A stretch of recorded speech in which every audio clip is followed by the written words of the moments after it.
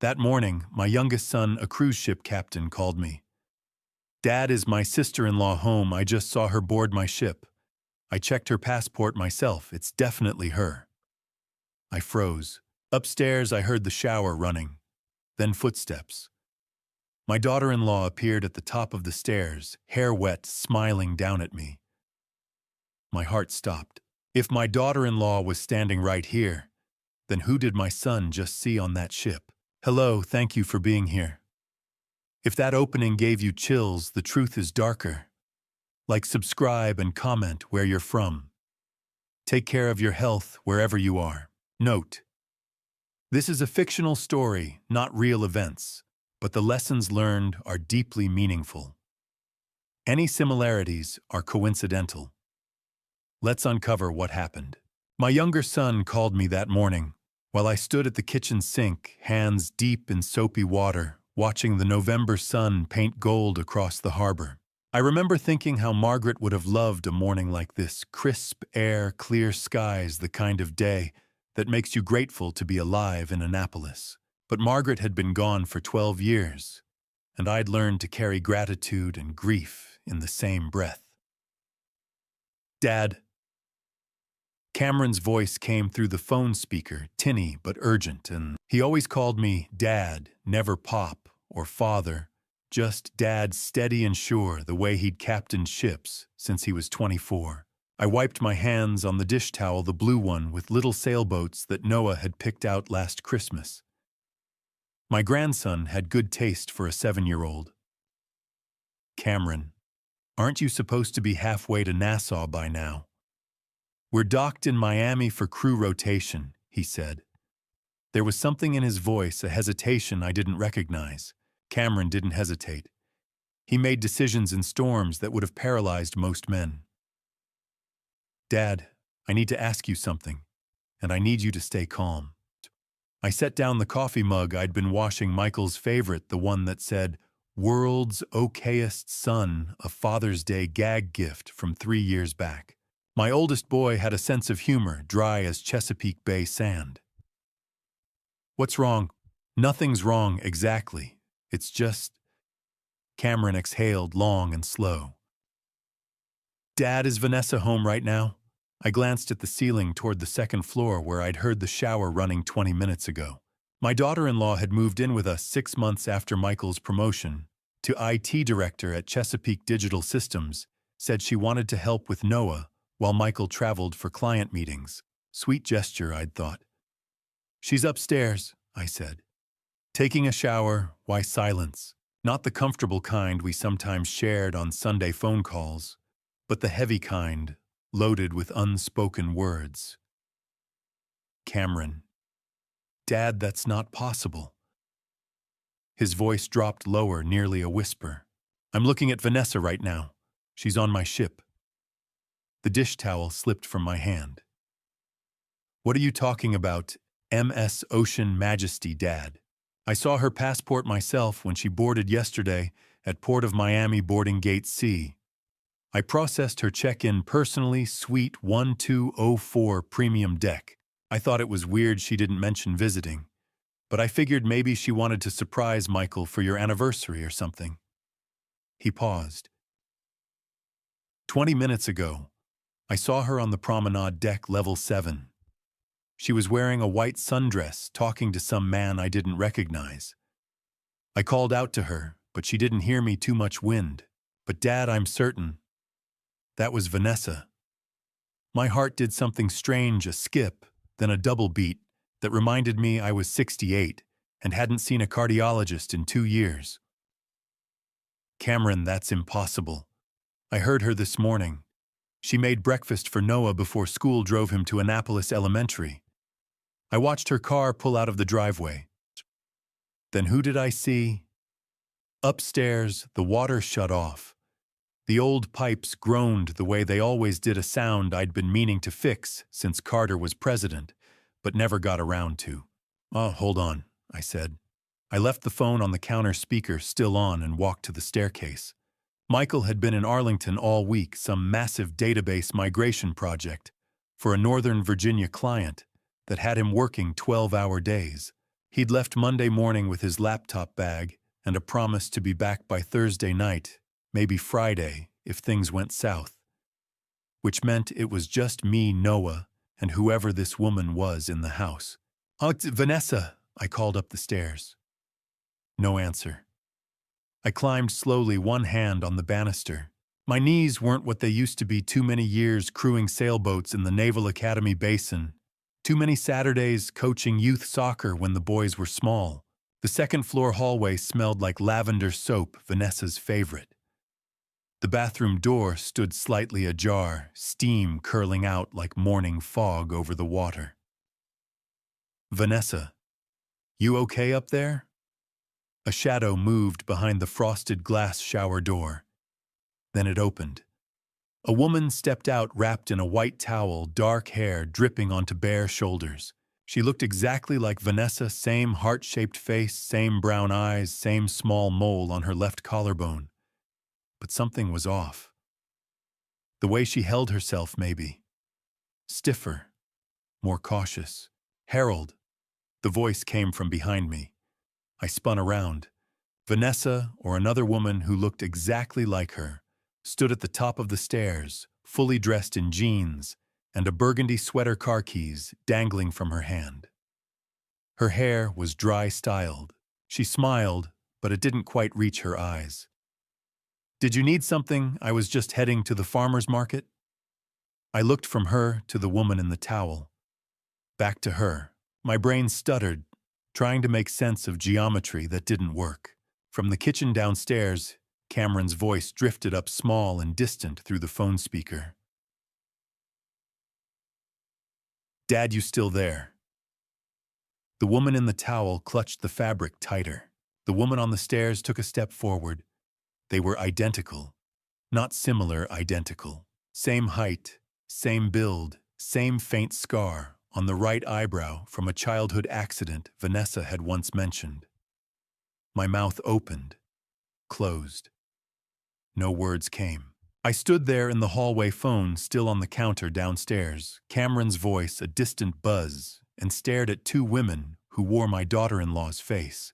How could she be in two places at once? I didn't sleep that night. Every creak of the floorboards upstairs sounded like footsteps I couldn't trust.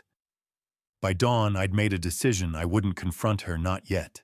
Margaret used to say, "Trust your eyes, Harold, but verify your heart." So I watched. Tuesday morning, 3 days after Cameron's call, I came downstairs to find the kitchen spotless. Counters gleamed. Breakfast dishes already washed, dried, and put away. The faint scent of lemon cleaner hung in the air. Vanessa stood at the stove humming while she flipped pancakes. Her shoulders were relaxed, a slight smile on her face. I stood there with my coffee mug trying to remember the last time I'd seen her like this. The answer was simple, never. My real daughter-in-law didn't clean. Not with any regularity.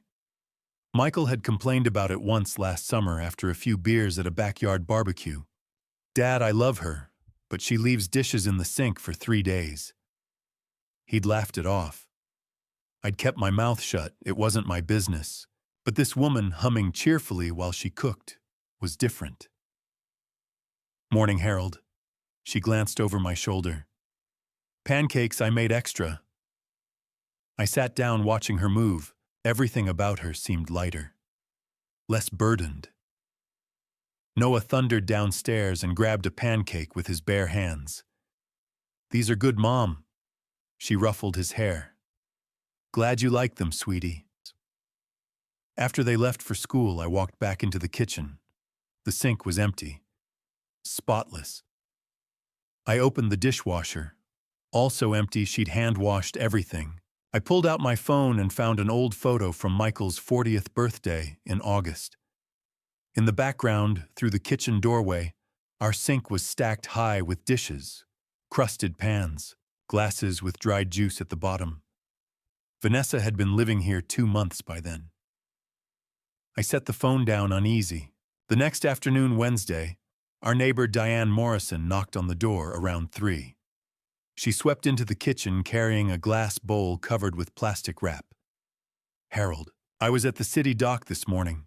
and they had fresh shrimp right off the boats.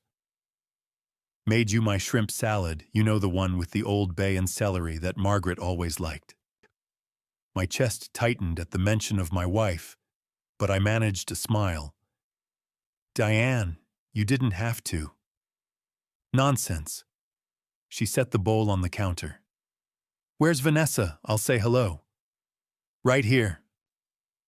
The voice came from the hallway. Vanessa appeared in jeans and a loose sweater, hair pulled back. She smiled at Diane, that pleasant smile I was starting to recognize. Diane, how sweet of you. Chaque just being neighborly. Diane pulled off the plastic wrap. Fresh Chesapeake Bay shrimp. Don't let it sit too long, tastes best today. The smell hit me immediately, that briny sweetness mixed with mayonnaise and seasoning. It looks delicious, Vanessa said. We'll try some. Diane grabbed a sleeve of crackers from my pantry and set them out. Harold, get some plates. I moved on autopilot, pulling down 3 small plates while Diane scooped generous portions of the pink, chunky salad. She handed one to Vanessa, one to me, then took her own and settled into a chair at the kitchen table. Go on, Diane urged. Tell me what you think. Vanessa picked up a cracker, scooped up some of the shrimp salad, and brought it to her mouth. My hand froze on my own plate. She chewed, swallowed, smiled. Oh, Diane, this is wonderful. Is that dill I taste? Just a pinch. Diane beamed. And a little lemon juice, my mother's recipe. Vanessa took another cracker, another bite, then another. I couldn't move, couldn't breathe. Last 4th of July. Joseph Novak's bakery parking lot. Kids running around with sparklers, American flags everywhere. Someone had brought a platter of crab cakes, fresh blue crab from the bay. Vanessa had taken one bite, just one. Within 3 minutes, her face had started to swell. Her throat had closed up so fast that Michael had to jam the EpiPen into her thigh right there while I called 911. We'd spent hours at Anne Arundel Medical Center while they monitored her breathing, pumped her full of medication. The doctor had been clear, severe shellfish allergy. Any exposure to shrimp, crab, or lobster could trigger anaphylaxis. She needs to avoid it completely. But now, this woman sat at my kitchen table eating shrimp salad with Diane Morrison, chatting about recipes like it was the most natural thing in the world. No swelling, no hives, no frantic reaching for medication. Nothing. Harold, Diane's voice broke through. You haven't touched yours. Is something wrong? No, I cleared my throat. Just remembering something. It's wonderful, Diane. Thank you. She stayed another 20 minutes chatting about the Maritime Festival coming up in December. Vanessa laughed at all the right moments, asked thoughtful questions, played the part perfectly. When Diane finally left, I stood at the kitchen counter staring at the bowl of shrimp salad. My hands were shaking. That evening, Noah came down for dinner in his Orioles jersey. He looked at Vanessa and tilted his head. Grandpa. Yeah, buddy. How come Mom is so happy now? Vanessa's hand slipped. A fork clattered onto the table. What do you mean, champ? Noah scrunched up his face. She's been singing a lot, and she smells different, like Grandpa's soap instead of the purple flowers. Lavender, I said quietly. Your mom used to wear lavender perfume. Vanessa laughed too quickly. I ran out, sweetheart. I'll pick up more this weekend. Noah nodded, satisfied. Michael finally came home around 9 that night. I heard his car pull into the driveway, the engine cutting off the heavy sigh of a man who'd spent 10 hours staring at computer screens. He walked into the kitchen, tie-loosened sleeves, rolled-up eyes, red-rimmed. Hey, Dad. Long day. The longest. He grabbed a beer from the fridge and twisted off the cap. Found 3 more bugs in the deployment. I'll be back up in Arlington tomorrow. Probably won't be home until Friday, maybe later. He leaned over and kissed the top of Vanessa's head. She'd been sitting at the table, flipping through a magazine. Don't wait up for me tomorrow night, okay? Okay, she said softly. He drained half the beer, mumbled something about needing a shower, and trudged upstairs. He was too exhausted to notice anything was different, too buried in code and client deadlines to see what was happening in his own house. That night, I sat in my study with the door locked, pulled out the leather notebook Margaret had given me 30 years ago. I clicked open my pen. Day 1, Tuesday, November 7th, kitchen spotless. Humming while cooking. VR never cleans. Michael complained she leaves dishes for days. This woman washed everything immediately. Too cheerful. Wrong. Day 2. Wednesday, November 8th, Diane Morrison brought shrimp salad, homemade fresh bay shrimp. Vanessa ate it in front of us, crackers, multiple servings. No reaction. VR is severely allergic, 4th of July, EpiPen ER. Nearly lost her. This woman ate shrimp like nothing. Day 3, Thursday, November 9th. Noah noticed, Mom is so happy now. Also smell change, lavender gone, generic soap instead. She startled when he mentioned it. Michael came home 9 p.m. exhausted, leaving for Arlington again tomorrow.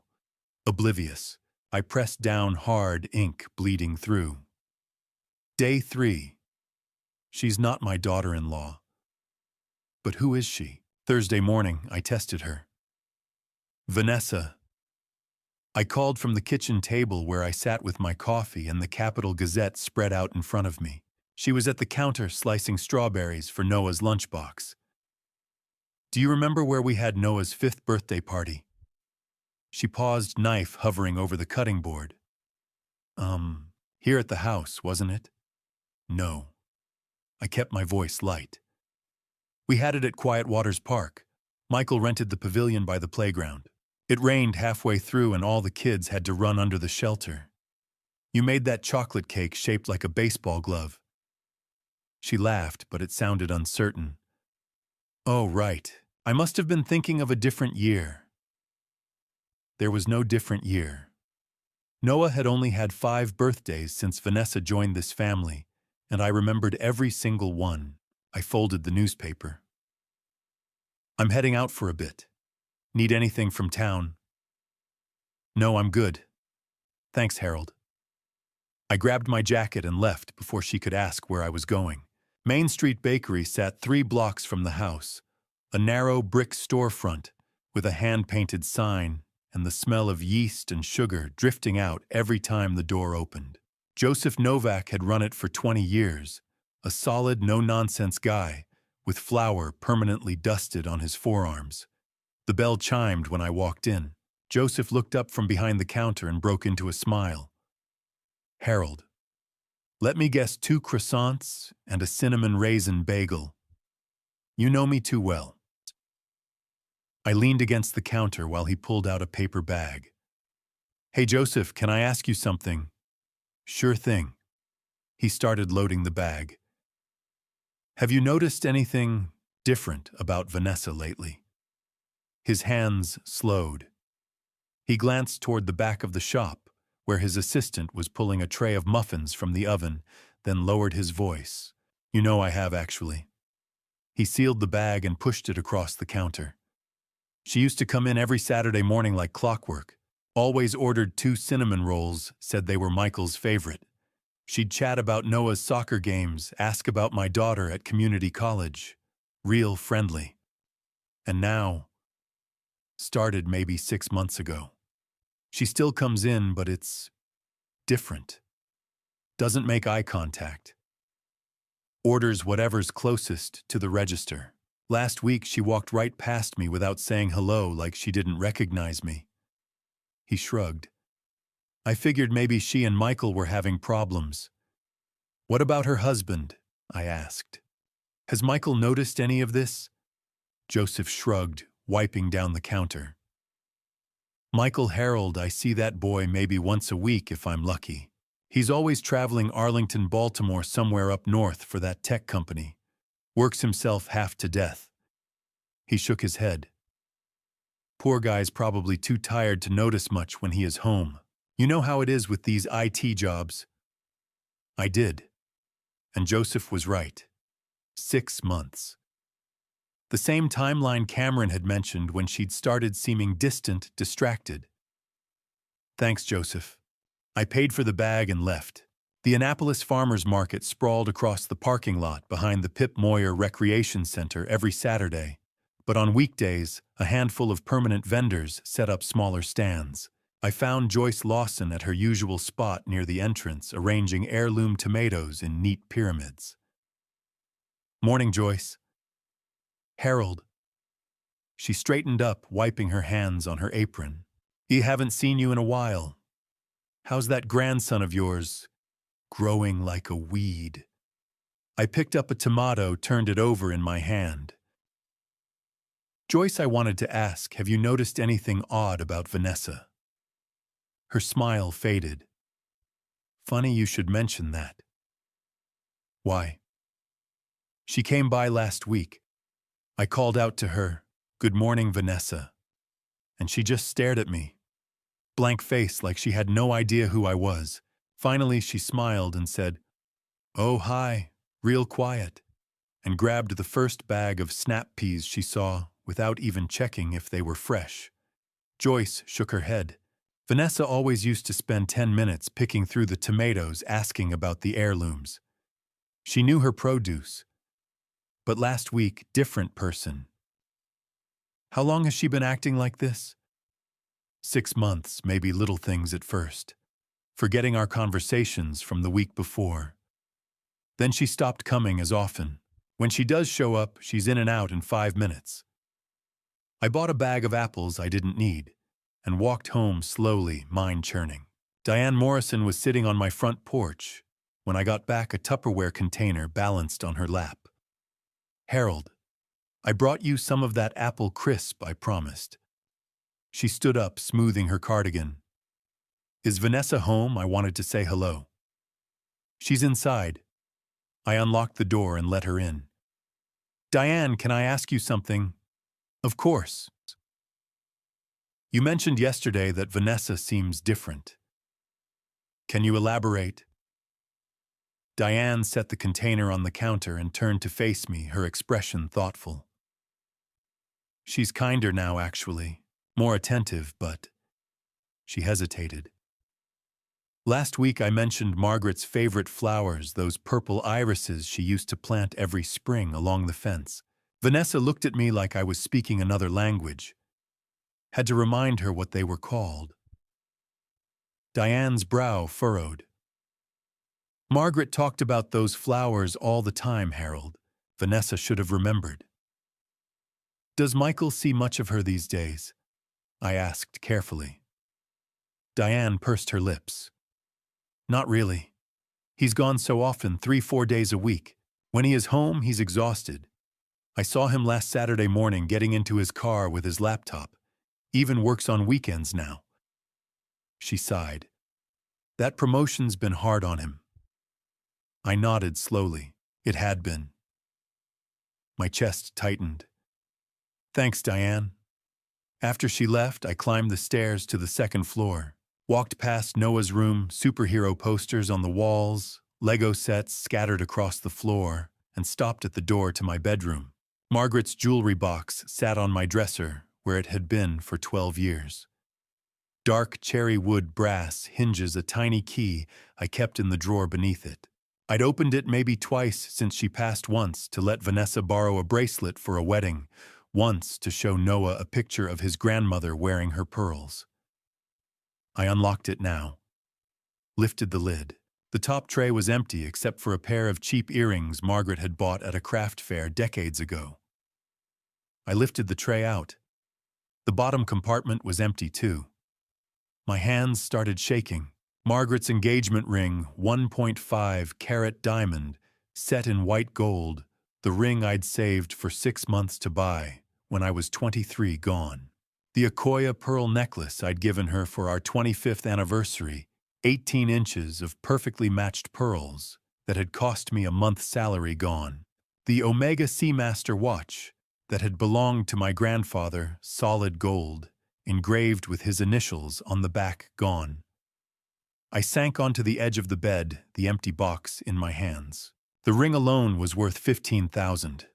The necklace, $25,000. The watch at least $12,000, maybe more to a collector.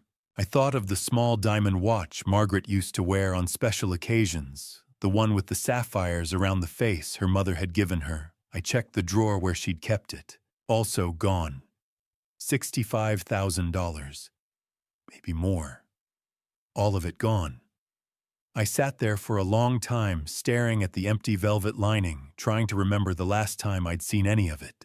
There had been a family photo last Christmas. Michael had insisted on getting everyone together for a portrait. Had Vanessa been wearing the pearls, then I couldn't remember. Couldn't think straight.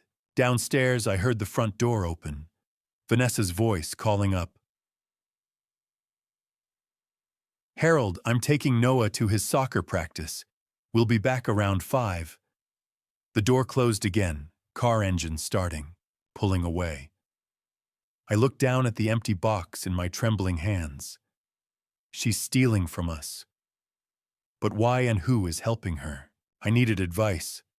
Or maybe I just needed someone to tell me I wasn't losing my mind. That afternoon, I drove down to City Dock Coffee, a small place right on the waterfront, with outdoor tables that looked out over the harbor. Sailboats bobbed at their moorings. Tourists wandered past with ice cream cones.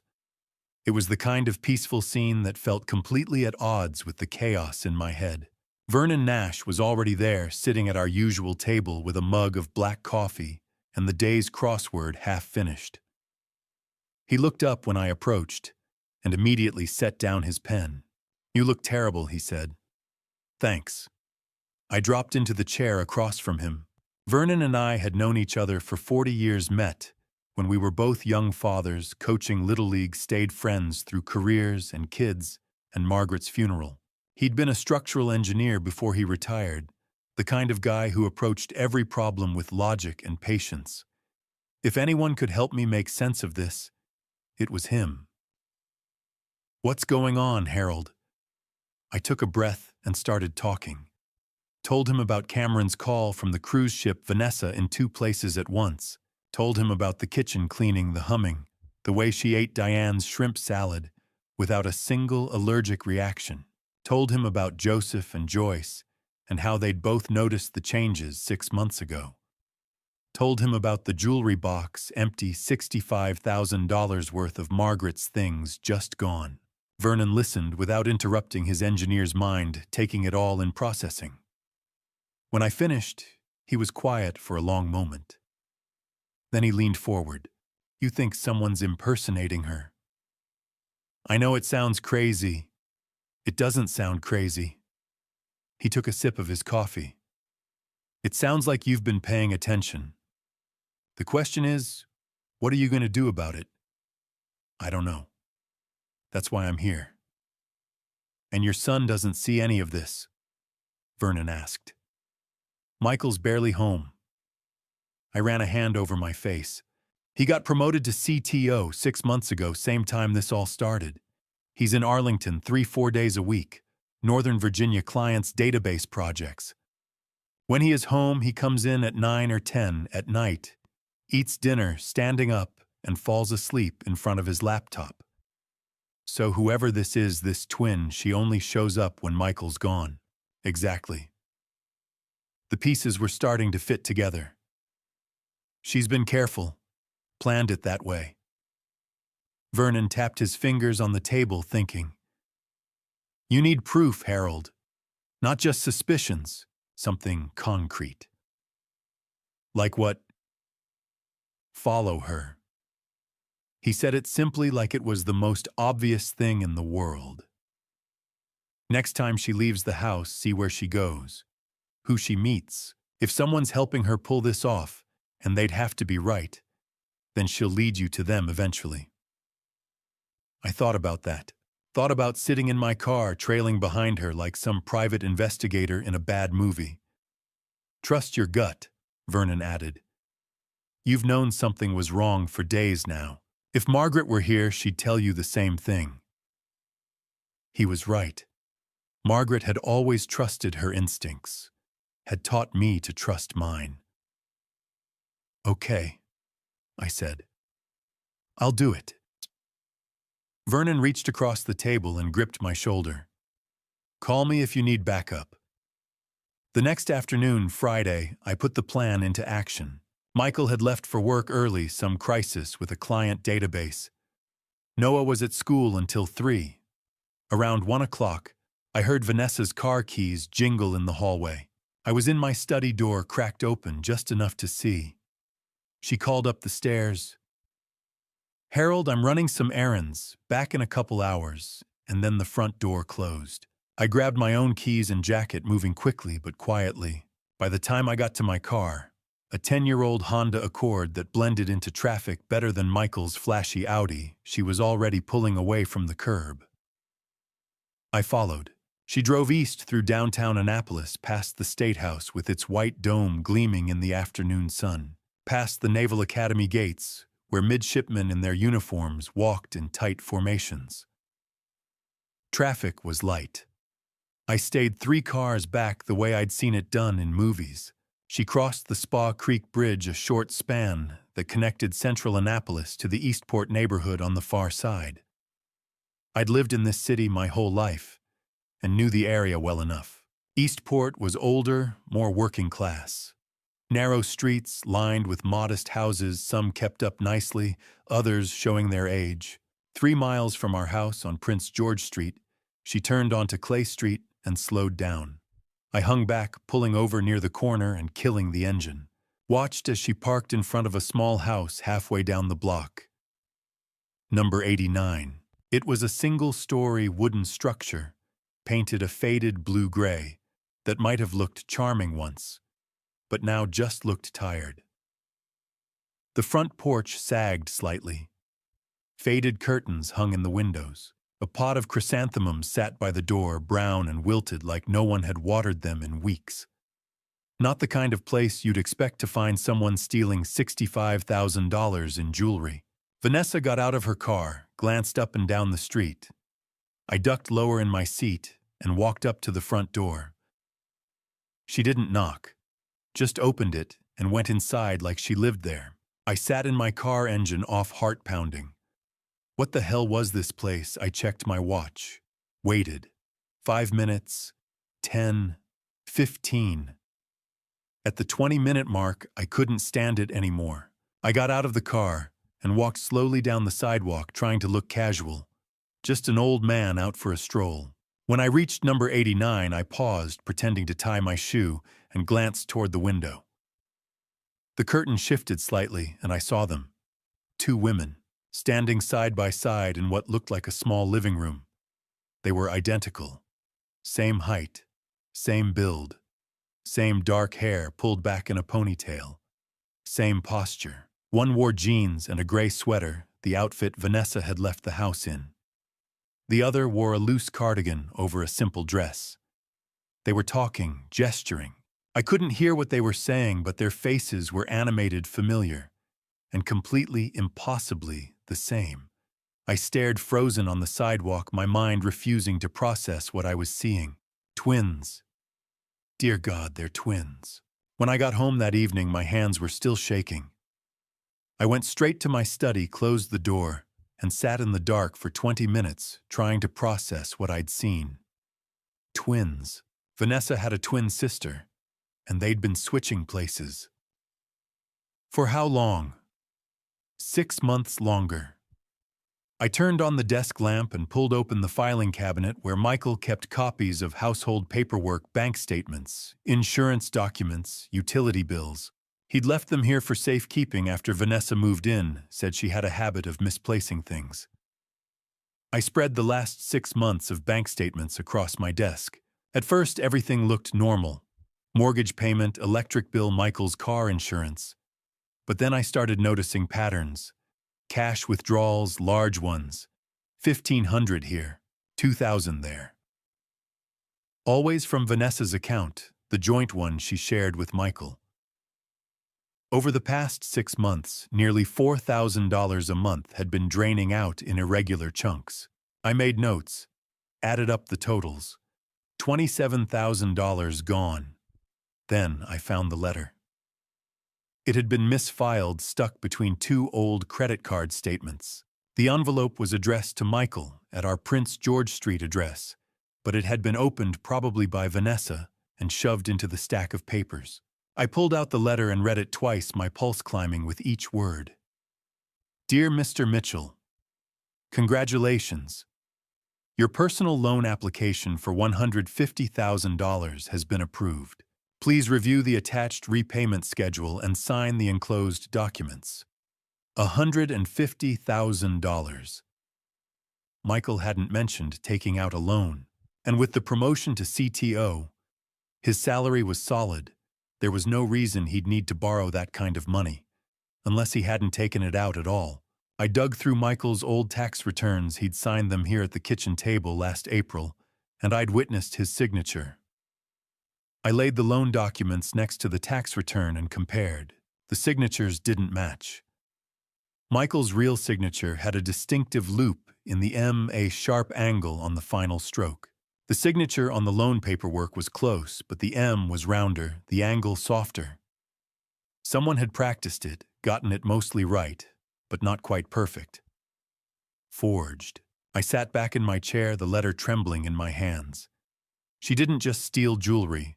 She's stealing his identity. 3 days later, Monday afternoon, I drove back to Eastport. I'd spent the weekend wrestling with what to do. Confront Vanessa directly. Call the police. Tell Michael. Every option felt wrong, incomplete. I needed more information. Needed to understand what I was dealing with before I blew up my son's life. So I went back to 89 Clay Street. The house looked the same, faded blue-gray paint, sagging porch, those dead chrysanthemums still sitting by the door.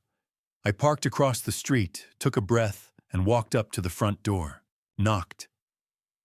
Footsteps inside. The door opened a crack, and a woman's face appeared. The same face I'd been looking at for the past 10 months, but different somehow. Softer. More uncertain. She was wearing an old gray cardigan frayed at the cuffs. No makeup. Hair pulled back in a simple ponytail. Can I help you? Her voice was quieter than Vanessa's, more tentative. My name is Harold Mitchell, I said. I'm Michael's father. I know about you and Vanessa. Her face went white. I don't... Please, I said. I'm not here to cause trouble. I just need to understand what's happening. She hesitated, then stepped back and opened the door wider. You should come in. The living room was small and cluttered but clean. A worn couch, a coffee table stacked with library books, a shelf full of medical textbooks. Everything looked second-hand, well used. She sat on the edge of the couch, hands twisted in her lap. How did you find me? I followed her, I said simply. Saw you both through the window. You're twins. She nodded, tears already forming in her eyes. Yes. What's your name? Olivia? Olivia Caldwell. And Vanessa is your sister. My twin sister. Her voice cracked. I'm so sorry. I didn't know she was lying to you, to anyone. She told me she just needed some time away, some freedom. She said her husband worked all the time and she felt trapped. When do you replace her? I asked. How often? Olivia wiped her eyes with the back of her hand. Only when her husband is traveling. Vanessa calls me the night before, tells me Michael will be gone for 2 or 3 days, and she needs me to stay at the house. Her voice was barely above a whisper. I usually arrive early in the morning after Michael leaves for the airport. I stay with you and Noah make meals, help with homework. Then the night before Michael comes home, Vanessa texts me and I leave. She's always back before he walks through the door. So Michael's never seen you? Never. Vanessa was very careful about that. She made sure our schedules never overlapped. Olivia looked down at her hands. I didn't think it was wrong. I thought I was just giving her a break, some time to herself. She was with another man, I said quietly. Olivia's face crumpled. I didn't know. How much is she paying you? Olivia looked down at her hands. $1,200 each time. Each time you pretend to be her. Yes. A door opened somewhere in the back of the house, and another woman appeared, younger, maybe late 20s, carrying a mug of tea. She froze when she saw me. Olivia, what's going on? Who is this? Laura, this is... Olivia's voice broke. This is Harold Mitchell, Michael's father. Laura set down the mug carefully, her expression shifting from confusion to understanding. You're the father-in-law? I am. Laura looked at Olivia, then back at me. She sat down next to Olivia and took her hand. I'm Laura Griffin, she said. Olivia's roommate. And before you judge her too harshly, you should know she's not doing this because she wants to. She's doing it because she has to. Laura. Olivia started, but Laura shook her head. He deserves to know.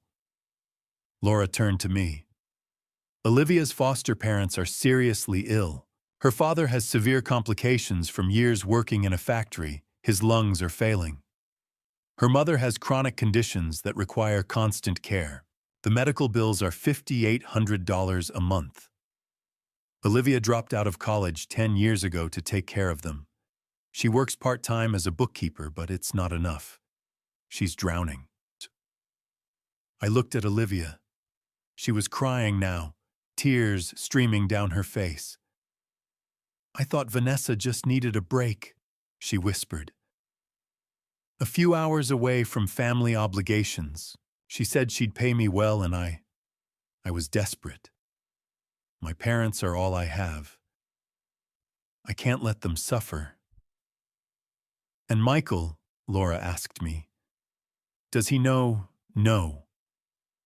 I shook my head. He's been traveling constantly for work. Vanessa made sure he was never home when Olivia was there. Laura's expression darkened. Then she planned this. All of it. Yes, I said. She did. Does Vanessa know about the loan? I asked quietly. The $150,000 she took out in my son's name. Olivia's head snapped up. And what? No, I don't, she never mentioned. She looked genuinely shocked. Either she was a hell of an actress, or she really didn't know the extent of what Vanessa was doing. Where is Vanessa when you're at my house? I asked. Olivia wiped her eyes. With a man. She didn't tell me much about him, but I know his name. What is it? She looked at me, her expression miserable. Preston Whitmore. 3 days after meeting Olivia, I drove back to Clay Street. I couldn't move forward without understanding how two sisters, identical in every way, had ended up living such different lives. This time, a different woman answered the door. Older, with silver hair pulled back in a neat bun and kind eyes that had seen decades of hard work. She wore a faded floral dress and held a dish towel in her hands. My name is Harold Mitchell, I said. I spoke with Olivia a few days ago. Are you Ruth? Her expression softened. Olivia mentioned you might come back. Please come in. The house smelled like chamomile tea and old wood. Ruth led me to the small living room. In daylight, the space looked even more modest, threadbare couch, a bookshelf sagging under medical textbooks, framed photos everywhere. Most showed a dark-haired little girl growing up. Olivia, Ruth gestured for me to sit. You want to know about the twins? Yes. She took a breath, her gaze drifting to a photo of two infant girls in matching pink blankets, held by a young couple who looked barely out of their teens. 33 years ago, those babies were 2 years old when their parents lost their lives in a car accident, hit by a drunk driver on Route 50. The mother was a waitress, the father a day laborer. They didn't have much, but they loved those girls. What happened after social services got involved? I was working as a nurse at Anne Arundel Medical Center then. My husband Howard and I wanted to take both girls, but we couldn't afford it. We were barely scraping by. Her hands twisted the dish towel. A family named Caldwell stepped forward, Thomas and Patricia. He owned an accounting firm, she was a teacher. Middle-class, stable. They wanted to adopt one of the twins. They chose Vanessa. Yes. Social services thought it was best. One girl would have a comfortable life with the Caldwells. The other, Olivia, would stay with us. They said it was better than putting both girls in the system. Ruth's eyes glistened. I loved that little girl from the first moment. We made it official when she was 5. In every way that mattered, she was ours. And Vanessa. The Caldwells were good to her. Music lessons, private school, college. But they moved to Delaware when she was 10 and we lost touch. Ruth shook her head. The girls found each other 6 months ago. Vanessa reached out through social media. They met for coffee, and Vanessa cried when she saw her sister for the first time in 30 years. Olivia told me she dropped out of college. Ruth nodded, sadness washing over her face. She was 19, studying bookkeeping at community college. Had a scholarship. But Howard got sick, lung problems from 30 years in that factory. And I started having heart issues. The medical bills piled up. Olivia came home one weekend and never went back. She said we needed her more than she needed a degree. Her voice broke. She's been taking care of us ever since. From the back of the house, I heard a wet, rattling cough. Ruth stood. That's Howard. Excuse me. I followed her to a small bedroom where Howard Bradshaw lay in a hospital bed, an oxygen concentrator humming beside him. He looked thin, almost skeletal, his skin the color of old paper. Howard's eyes turned toward me. Who's that? This is Harold Mitchell, Ruth said gently. Olivia's friend. Olivia is the best thing that ever happened to us. She thought, another cough, wet and painful. Don't let anything happen to her. I won't, I said and meant it. Ruth walked me back to the living room. The doctors say he has maybe 6 months. That's why when Vanessa offered to pay Olivia for those substitutions, Olivia said yes. She was desperate. We were desperate. She looked at me firmly, but Olivia didn't know what Vanessa was really doing. I know, I said, and I'm going to help you when this is all over. Ruth nodded, tears in her eyes. That afternoon, I met Vernon at City Dock Coffee. He took one look at my face and pushed his coffee toward me. You need a private investigator, I said. Vernon pulled out his phone and made a call. 20 minutes later, a man in his mid-40s walked up, broad-shouldered, graying hair, alert eyes. Rick Morrison, Vernon said. Retired Baltimore PD, best investigator I know. Morrison sat down. Vernon says you need someone looked into. I slid a napkin across the table with a name written in block letters, Preston Whitmore. I need to know everything about this man. Morrison looked at the name, when this related to something illegal. Yes. Give me a week. 7 days later, Morrison called. I met him at his office above a hardware store in Eastport. He opened a thick folder and pulled out a driver's license photo, handsome man, late 40s, dark hair, graying at the temples. Preston Whitmore doesn't exist, Morrison said. Real name Derek Allen Hayes, age 51. From Richmond, Virginia. Professional con artist specializing in romance fraud. My stomach dropped. He's been active for at least 8 years. Targets married women, convinces them to steal from their families, then disappears with the money. Morrison tapped a sheet covered in names. 8 confirmed victims across Virginia, Delaware, and Pennsylvania. Total losses $2.1 million. $2.1 million. He uses different names. Preston Whitmore, Brandon Cole, Marcus Stevenson. Morrison pulled out photos Hayes with different women, always the same confident smile. He's currently dating at least 3 other women. Your daughter-in-law is just one mark among many. I stared at the photos, rage building in my chest.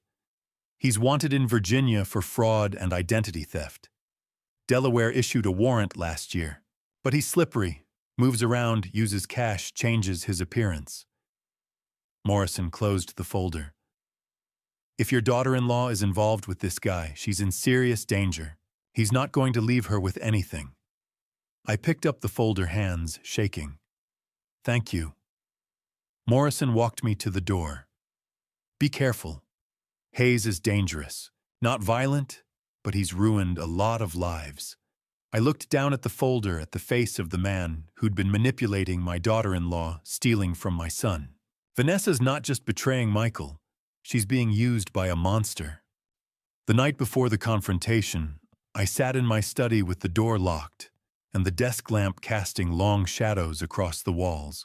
In front of me lay the leather notebook Margaret had given me for our 30th anniversary, now filled with 10 days' worth of observations, suspicions, and terrible truths. I read through it slowly, page by page, making sure I hadn't missed anything. Cameron's call, the shrimp salad, the missing jewelry, the twins standing side by side in that rundown house on Clay Street. Ruth's story about 2 babies separated 33 years ago. The forged loan documents. And Preston Whitmore, no Derek Allen Hayes, the monster who'd been pulling the strings all along. Tomorrow night, it would all come out. And I needed to be ready. I picked up my phone and started making calls. Cameron answered on the second ring.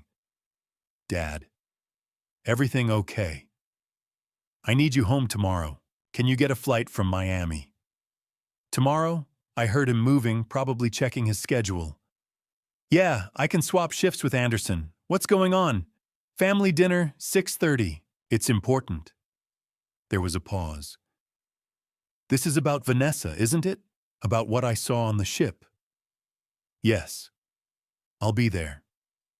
Next, I called Vernon. He picked up immediately, like he'd been expecting me. It's time, he asked. Tomorrow night, 6:30. Can you come? Wouldn't miss it. You want me to bring Rick Morrison? Please, and tell him to bring everything he found on Derek Hayes. Will do. Harold. Yeah.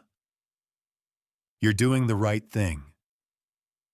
I hoped he was correct. The hardest call was to Olivia. She answered on the 4th ring, her voice tentative. Mr. Mitchell. Olivia, I need you to come to my house tomorrow evening. 6:30. I don't understand. Why? Because Vanessa needs to face what she's done. And you need to be there.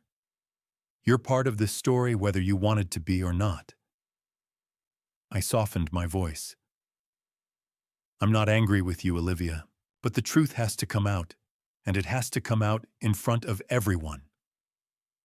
She was quiet for a long moment. Will Michael be there? Yes. He's going to hate me. He's going to understand. I'll make sure of it. I paused. Olivia, you were manipulated just like the rest of us. Tomorrow night, we end this. Okay, she whispered. I'll be there. Finally, I called Michael. He was still at work. Of course he was. I could hear keyboards clicking in the background, the low hum of office conversation. Hey, Dad. What's up? I need you home tomorrow night, 6:30, family dinner. Dad, I've got this presentation on Monday. Michael, I used the tone I'd used when he was 16 and testing boundaries. This is important, more important than any presentation. You need to be here. No excuses. He was silent for a beat. Is something wrong? Is it Noah? Noah's fine. Everyone's fine. But we need to talk. All of us. Together. Okay. He sounded uncertain now. 6:30. I'll be there. Thank you, son. After I hung up, I sat back in my chair and rubbed my eyes. One more thing to arrange. I walked next door and knocked on Diane Morrison's door. She answered with a smile that faded when she saw my expression. Harold. What's wrong? Diane, I need a favor. A big one. Anything. Can Noah stay with you tomorrow night, maybe overnight? She studied my face. What's happening? Something that a 7-year-old boy doesn't need to see or hear. Please, Diane. I need to know he's safe and away from the house. She reached out and squeezed my hand. Of course. Bring him over around 6. We'll make popcorn and watch that superhero movie he's been talking about. Thank you. Back in my study, I spread everything out on the desk like a prosecutor preparing for trial. The notebook with its daily entries. 6 months of bank statements showing the cash withdrawals. The letter about the forged loan. The empty jewelry box, I'd kept it as evidence. The folder from Detective Morrison thick with photos and documentation of Derek Hayes' criminal history. I picked up a photo of Preston Whitmore Derek Hayes smiling confidently at the camera, his arm around a woman who wasn't Vanessa. One of his other victims, probably. Looking at his face made my hands shake with rage. This man had wormed his way into my family. Had convinced my daughter-in-law to betray her husband, steal from her son, commit fraud, and for what money he'd planned to take for himself all along. Tomorrow he wouldn't be there. But Vanessa would. And she'd have to face what she'd done. I opened the bottom drawer of my desk and pulled out an old photo album. Found the picture I was looking for Margaret and me on our wedding day, young and hopeful, and convinced we could handle anything life threw at us. On the back, in her neat handwriting, she'd written something I'd forgotten until now. Always protect this family, Harold. No matter the cost. Love, M. I traced the words with my finger. I'm trying, Margaret, I whispered to the empty room. God knows I'm trying. I thought about tomorrow, about Michael's face when he learned the truth, about Noah, who'd grow up knowing his mother had betrayed them all, about Olivia who'd been desperate enough to help orchestrate this mess, about Vanessa who'd thrown away a good marriage for a con artist's empty promises. And I thought about Cameron and Vernon and Detective Morrison all coming to stand with me, because that's what family and friends did. They showed up when it mattered. I closed the album and stood, gathered all the evidence into a single stack and placed it in a folder. Tomorrow at 6:30, I'd lay it all out on the dining room table. No more secrets. No more lies. Just the truth, painful as it would be. I picked up the framed photo from my desk, all of us together last Christmas. Michael, Vanessa, Noah, Cameron, and me. We'd looked happy. We'd looked like a family. Tomorrow we'd find out if we still were. I set the photo down gently and turned off the desk lamp. Tomorrow the truth comes out. The evening arrived cool and clear. I'd spent the afternoon setting up the dining room like a courtroom, chairs arranged around the table, documents stacked neatly at my place at the head. Everything had to be perfect. Everything had to be ready. At 6 o'clock, I walked Noah next door to Diane Morrison's house. He was excited about the sleepover, chattering about the superhero movie they were going to watch. He didn't notice the tension in my shoulders or the way my hands shook when I hugged him goodbye. "I be good for Mrs. Morrison," I said. "I will, Grandpa." He ran inside, already asking Diane if they had popcorn. Diane met my eyes over his head. "He'll be fine. You do what you need to do." I nodded and walked back to 247 Prince George Street. By 6:15, my heart was pounding so hard I could hear it in my ears. Michael arrived first. His Audi pulled into the driveway at exactly 6:17, and he came through the front door, still wearing his work clothes, slacks, button-down shirt with the sleeves rolled up, his Chesapeake Digital Systems badge still clipped to his belt. "Dad."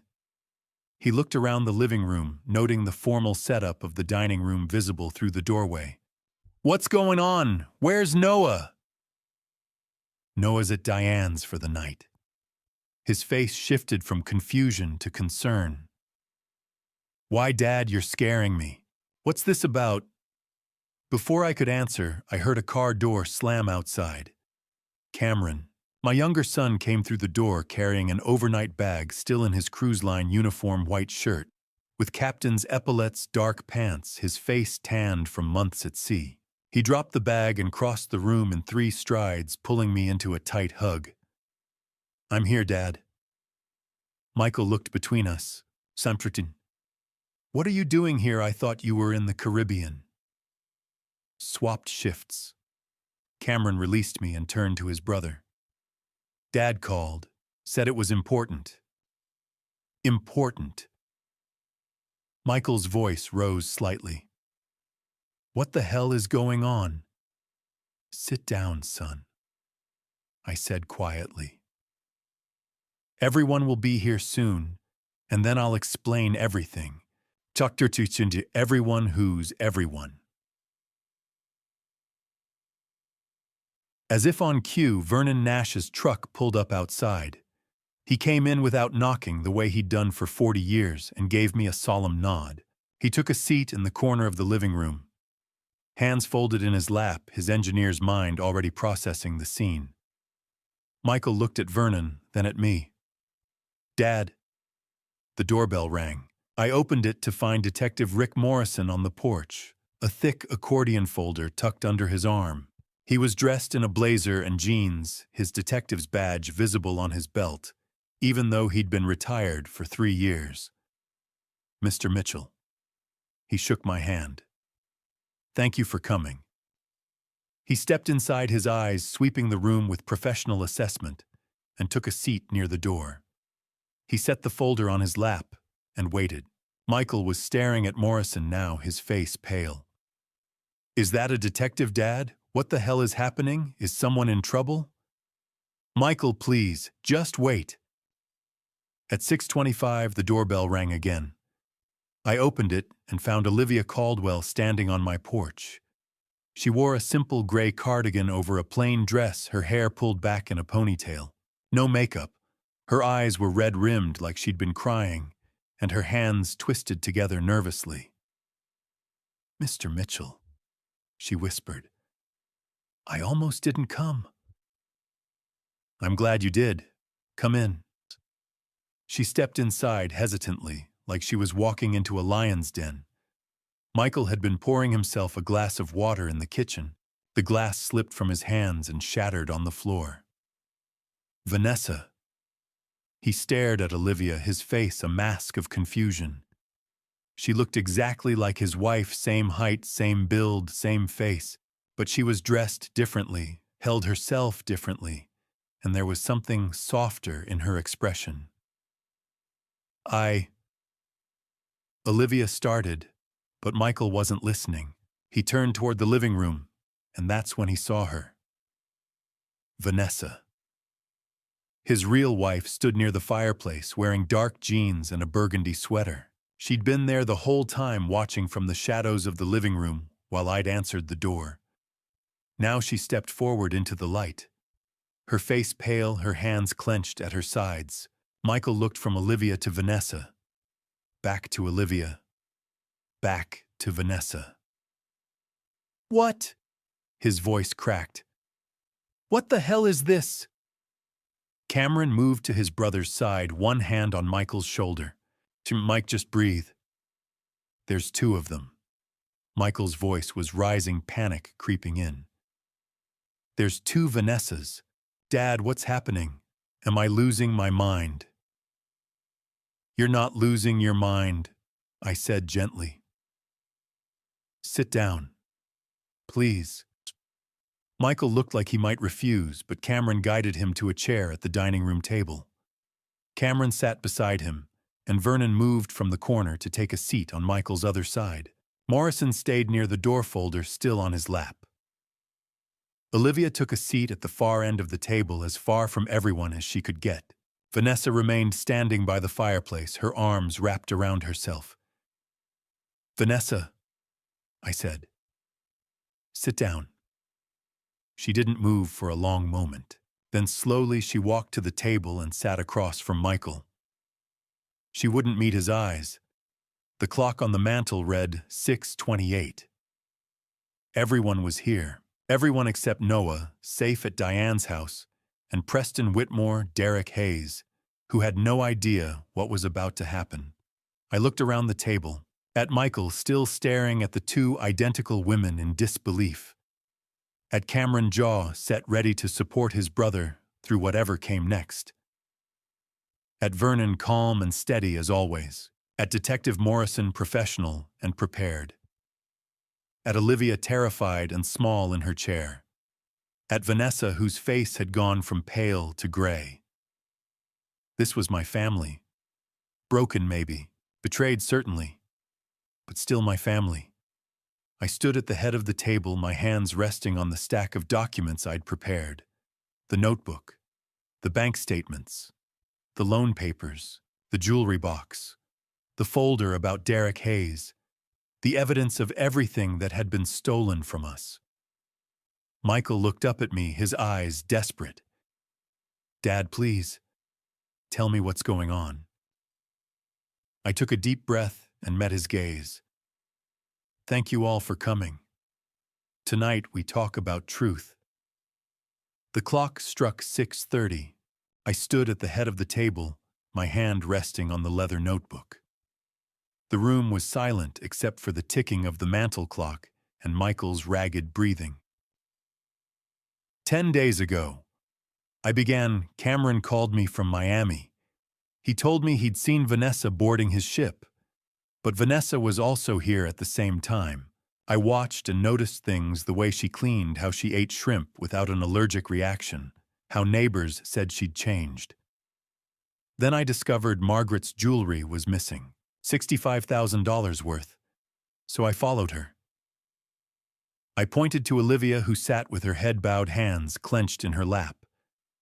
This is Olivia Caldwell, Vanessa's twin sister. The silence was suffocating. Then Michael exploded out of his chair. What, Dad? That's impossible. Vanessa doesn't have a sister. Sit down, Michael. No, this is insane.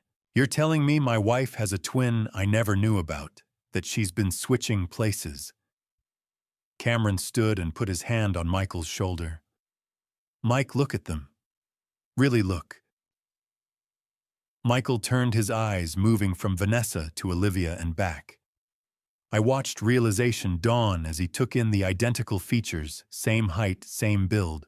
The only difference was their clothes and expressions, Vanessa rigid and defensive, Olivia small and terrified. No, Michael whispered. This can't be real. It's real, I said. Cameron, show him. Cameron pulled out his phone and showed photos: a woman in a white sundress on the ship's deck, a passport being scanned at the boarding gate. MS Ocean Majesty, 10 days ago. Boarding gate C-Suite 1204. I processed her check-in myself, Mike. I saw her passport with Vanessa's name. Later, I saw her on deck 7 with a man. Michael took the phone with shaking hands. But she was here. She made breakfast for Noah. He looked at me. You saw her that morning. I saw someone who looked like Vanessa, I said. But it wasn't her.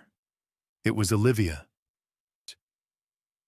Michael turned slowly toward Olivia. Is this true? Olivia's eyes filled with tears. I'm so sorry, Michael. I never wanted to hurt anyone. I didn't even know you existed until 6 months ago. Answer the question, did you pretend to be my wife? Yes. The word came out as a sob. Vanessa contacted me 6 months ago. We'd been separated as babies. I didn't know I had a twin until she found me through social media. She told me about her life and asked for help. She said she needed time away, that life felt overwhelming. She offered to pay me $1,200 each time I stayed at your house and pretended to be her. Michael's face went white. $1,200. My foster parents are very ill. Medical bills are $5,800 a month. I work part-time as a bookkeeper, but it's not enough. I was desperate. Olivia pressed her hands over her face. When Vanessa offered to pay me, I said yes. I thought I was just giving her a break. I didn't know she was lying to everyone. I didn't know about you, about Noah. How could you not know? You were in my house. You saw my son. Horror dawned on his face. How many times did you pretend to be his mother? Maybe 20 times 30. Olivia was crying openly. Only when you were traveling. Vanessa would call the night before and tell me you'd be gone for a few days. I'd come after you left for the airport and stay until the night before you came home. Then I'd leave and Vanessa would come back. Michael turned to Vanessa. Is that true? You had her come when I was gone for work. Vanessa's jaw tightened, but she didn't answer. Answer me. Michael slammed his hand on the table. Did you do this? Vanessa lifted her head, eyes hard. Yes. The word fell like a stone. Michael staggered. Cameron caught his arm. Why? Michael's voice broke. Why would you do this? I loved you. We have a son. Why? Because I was suffocating. Vanessa's voice cracked. Do you know what it's like being stuck in this house with your father while you're off building your career? You were never home, Michael. Never. Always in Arlington or Baltimore working 12-hour days. I was alone. I was lonely. So you paid someone to replace you. Michael's voice was quiet, now deadly. You abandoned our son so you could... His face changed. The man Cameron saw you with on the ship. Who was he? Vanessa looked away. Who was he? The room held its breath. I stepped forward. His name is Preston Whitmore, or that's what he told Vanessa. I looked at my son, saw the devastation in his eyes. Michael, sit down. Please. There's more. More. Michael laughed hollow and broken. What more could there be? I met his eyes. The twin substitution was just the start. If that twin revelation just shocked you as much as it shocked me that night, type shocked below. I want to know you're still following along. Fair warning. The narrative ahead includes fictional details crafted for impact. If you'd rather not continue, now's your chance to step away. But trust me, the real breakdown is coming next. I reached under the table and pulled out the empty jewelry box. Set it down in front of Vanessa with a hollow thud. Vanessa, where is my late wife's jewelry? She stared at the box, but said nothing. I opened it, showing everyone the empty velvet lining. Margaret's engagement ring, 1.5 carat diamond set in white gold, worth $15,000. Gone. I looked up at Vanessa. The Akoya pearl necklace I gave her for our 25th anniversary. 18 inches of perfectly matched pearls. $25,000. Gone. My voice was steady, but my hands shook. My grandfather's Omega Seamaster watch. Solid gold, 1968. $12,000. Gone. and Margaret's diamond watch with the sapphires her mother gave her. 13,000. Also gone. Michael was doing the math in his head. But that's $65,000. Yes. I closed the empty box.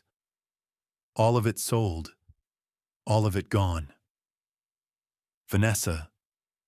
Michael turned to his wife, his voice barely a whisper. Did you take Grandma's jewelry? Vanessa's face had gone gray, but she didn't answer. I pulled out the bank statements next, spreading them across the table. These are from your joint account. Over the past 18 months, there have been irregular cash withdrawals and transfers. 1,500 here, 2,000 there, always when Michael was traveling. I pointed to the highlighted totals. $95,000 withdrawn in small amounts, so no one would notice. Cameron leaned forward, staring at the numbers. Almost 100 grand. And that's not all. I pulled out the letter from the bank, the one that had been misfiled in Michael's paperwork. 3 months ago, someone took out a personal loan for $150,000 in Michael's name. Michael snatched the letter from my hands, reading it rapidly. His face went from white to red. This is impossible. I never applied for a loan. I don't need a loan. I know you didn't. I pulled out his old tax return and laid it next to the loan documents. Look at the signatures. Michael compared them, and I watched understanding dawn. This isn't my signature. The M is wrong, the angle. He looked up at Vanessa, and for the first time I saw real fury in my son's eyes. You forged my signature. Vanessa's hands were shaking now, clutching the edge of the table. Let me make sure I understand this correctly. Michael's voice was deadly calm. You stole my grandmother's jewelry. You drained our savings. And you took out a $150,000 loan in my name without telling me. He stood slowly. $310,000. Vanessa, how could you do this? Vanessa's voice cracked. I needed what? Michael's control was slipping. Needed to steal from your own family, from your son's future. What the hell did you need $300,000 for? Detective Morrison stood pulling the thick folder from his lap. I can answer that. All eyes turned to him. Morrison opened the folder and pulled out a driver's license photo, sliding it across the table to Vanessa. The man you've been seeing, Preston Whitmore. Do you recognize him? Vanessa stared at the photo, her face crumbling. Yes, that's Preston. His real name is Derek Allen Hayes. Morrison pulled out more documents. Age 51, from Richmond, Virginia. He's a professional con artist who specializes in what's called romance fraud. He targets married women, builds relationships with them, convinces them to steal money from their families, and then disappears with everything they've taken. The room went silent. Over the past 8 years, he's defrauded at least 8 women that we know of. Total losses across all victims approximately $2.1 million. Morrison pulled out a sheet with mugshots and case files. He's wanted in Virginia for fraud and identity theft. Delaware issued a warrant last year. Pennsylvania is building a case. He uses multiple aliases, Preston Whitmore, Brandon Cole, Marcus Stevenson, and he's very, very good at what he does. Vanessa was shaking her head. No, you're wrong. Preston isn't, he wouldn't. Vernon Nash stood and pulled out his phone. He'd been silent this whole time, but now he swiped through photos and held the screen out to Vanessa. These were taken last month by the investigator we hired. The photos showed Preston Derek with 3 different women, at a restaurant with a blonde, walking hand in hand with a redhead, kissing a brunette outside a hotel. He's dating multiple women simultaneously, Vernon said quietly. You're not his only target, Vanessa. You're not even his only current target. He's running the same scam on at least 3 other women right now. Vanessa stared at the photos, her face crumbling. The money you stole, Morrison continued. Where is it now? Vanessa's voice was barely audible. I gave it to Preston. He said he was investing it for us, for our future together. He said once we had enough, we could leave. Start over somewhere new. The Cayman Islands. He showed me brochures. He said, her voice broke. He lied. Morrison's voice was gentle but firm. The money's gone, Vanessa. He's already moved it offshore or spent it.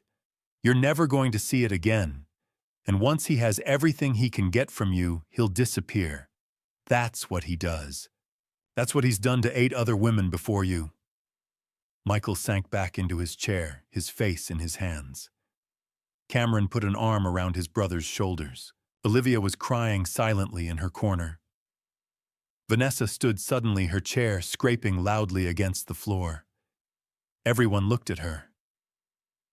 You don't understand, she said, her voice shaking. Preston loves me. He told me he promised. She looked around the table, desperately seeking someone who would believe her.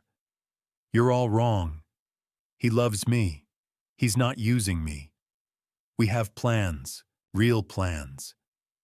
Vanessa, I said gently. He's a criminal. Everything he told you was a lie. No. She shook her head violently. You don't know him. You don't know what we have together. The denial in her voice was heartbreaking. Vanessa braced both hands on the edge of the table, knuckles bone white. Her face was pale under the chandelier light, breath coming in short gasps. She lifted her head and swept her gaze around the circle of faces closing in on her Michael, Cameron, Vernon, detective, Morrison, Olivia. Then she opened her mouth, voice hoarse. You all think you know everything. I stood still at the head of the table, both hands resting on the brown leather notebook and the stack of papers. Said nothing. Let the silence do the work. Michael leaned forward in his chair, fists clenched on his knees. Cameron stood near the doorway, arms crossed, jaw tight. Vernon sat back with his arms folded, eyes steady. Detective Morrison kept one hand on the file folder in front of him, ready. Olivia had her face buried in her hands, shoulders shaking. Vanessa straightened, and something shifted in her expression, desperation giving way to defiance. Fine, she said, in voice rising. You want the truth? Here it is. She looked straight at me, then at Michael. Yes, I took the money. Yes, Preston and I were planning to leave the country. We had it all worked out, a new life in the Cayman Islands. Michael's face went white. Cameron's jaw dropped. Vernon didn't move, but I saw his eyes narrow. Vanessa kept going, words tumbling out now fast and bitter. Preston found us a villa, oceanfront, 3 bedrooms, private beach. He showed me the photos, white sand, turquoise water, palm trees. He said we'd have a yacht. We'd sail the Caribbean. No more pretending, no more sneaking around. No more living in a house that smells like someone else's dead mother. I felt the words like a slap. Margaret's perfume bottles were still in the upstairs bathroom. Her apron still hung on a hook in the kitchen. Michael stood, chair scraping hard against the floor. Stop, he said, voice shaking. Girl, just stop. But Vanessa didn't stop. She turned on him, eyes blazing. Do you have any idea what it's like? She shouted. To be the poor adopted girl who married into a middle-class IT family. I grew up in a 2-bedroom apartment with 4 other foster kids. I wore hand-me-down clothes. I ate food bank dinners. And then I married you.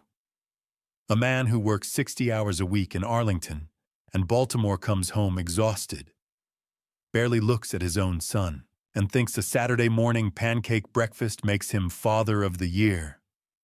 Michael flinched. I saw the hit land. Preston promised me the life I deserve. Vanessa continued, voice cracking. He said I was beautiful. He said I was worth more than this, more than a Victorian house in Annapolis with peeling paint and a mortgage. He said we'd live like we mattered. Cameron stepped forward, blocking the doorway. Where's the money, Vanessa? She turned to him, and for a moment I thought she might cry. But instead she laughed, a short, bitter sound. It's with Preston, she said. Safe. You'll never see it again. Cameron's face went red. He took another step forward. Vernon stood quickly, putting a hand on Cameron's shoulder. Easy, son, Vernon said quietly. Michael was still standing, staring at Vanessa like he'd never seen her before. $300,000, he said, voice hollow. You stole $300,000 from my family, from my father, from my son's inheritance. Vanessa's defiance wavered. She looked down at the table. I didn't, she started.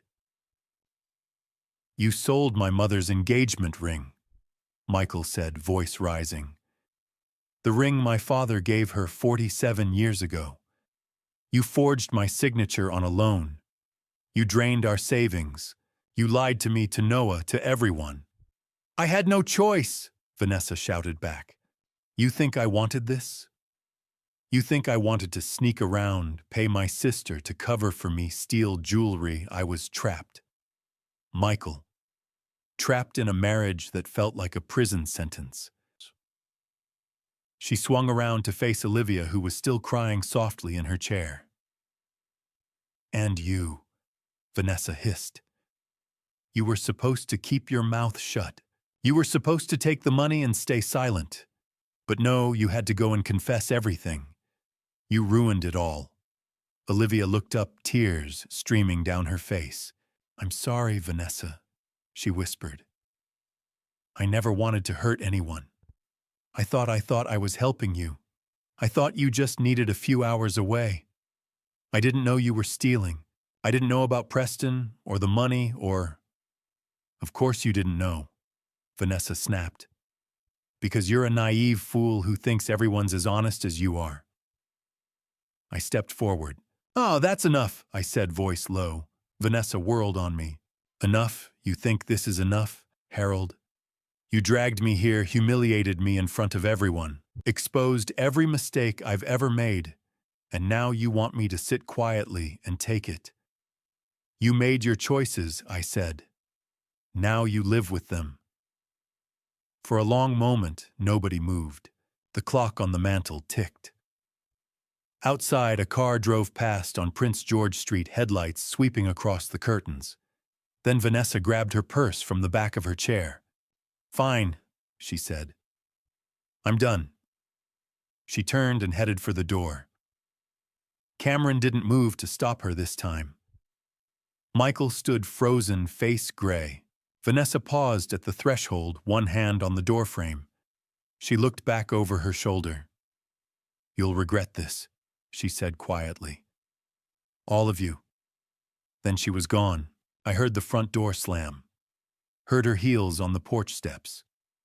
Heard the car door open, the engine start, a silver Toyota Camry, the one we'd bought her 3 years ago. The headlights flared in the window, swept across the living room wall. Then the taillights disappeared down Roe Boulevard, heading west toward Route 50, toward Baltimore. The house was silent. Michael stood in the middle of the room, staring at the empty doorway.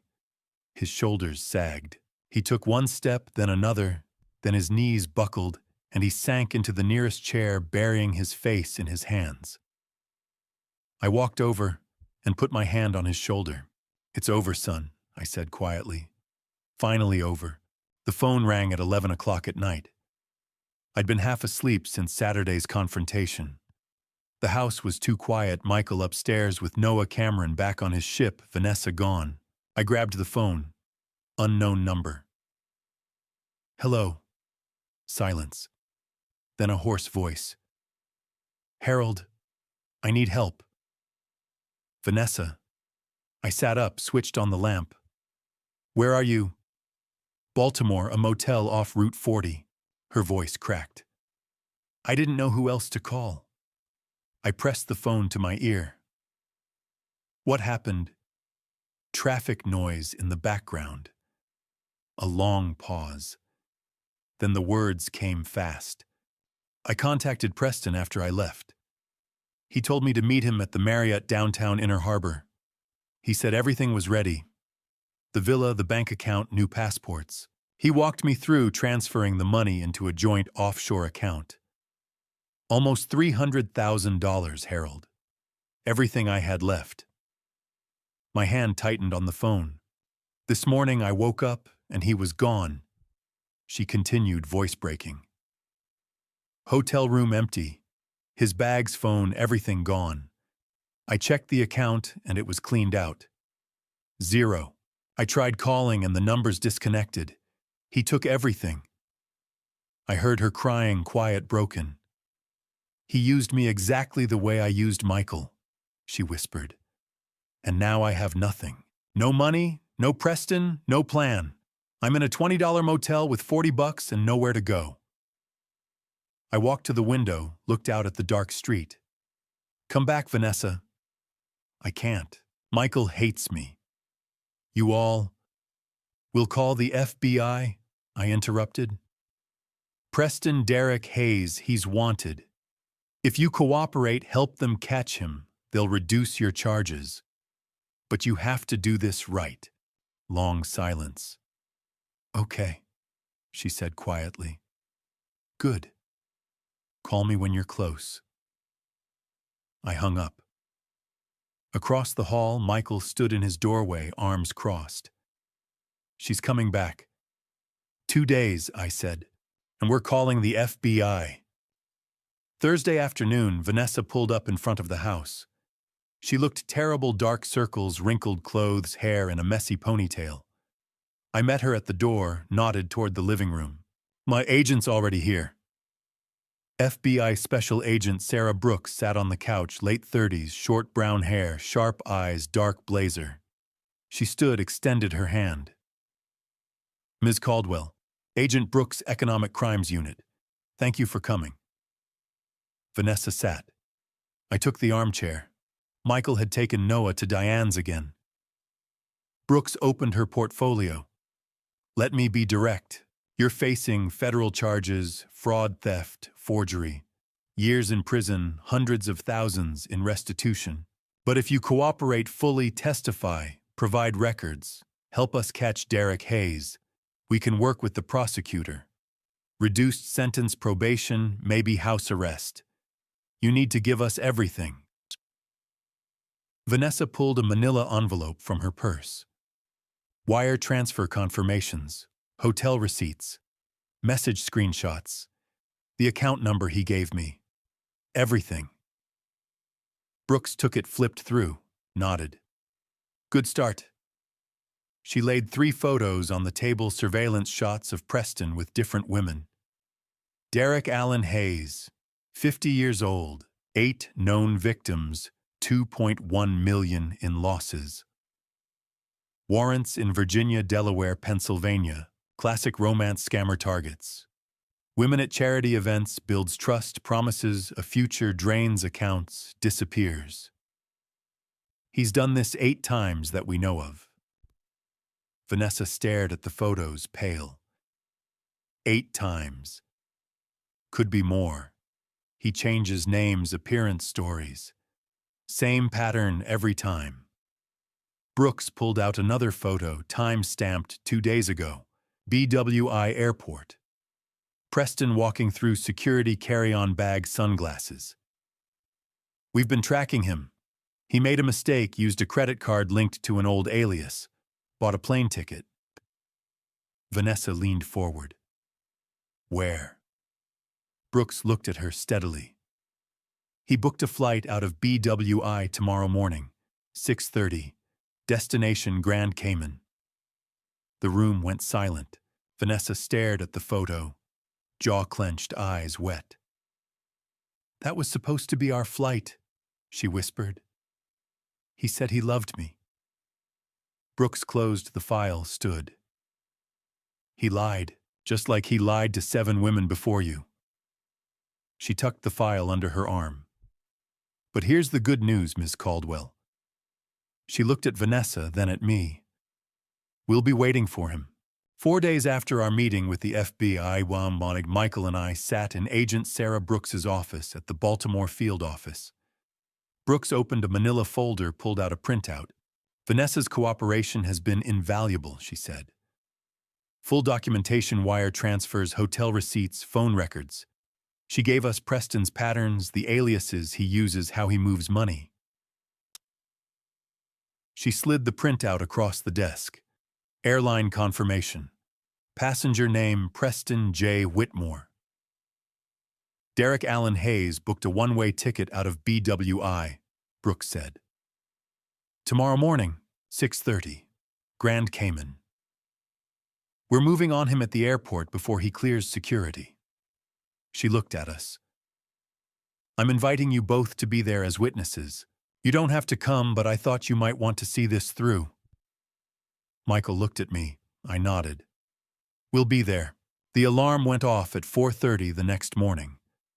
I'd barely slept, kept thinking about Margaret's empty jewelry box, the forged loan papers, Vanessa's voice. He took everything. Michael picked me up at 5. We drove in silence down Route 2 to I-97, then south toward BWI.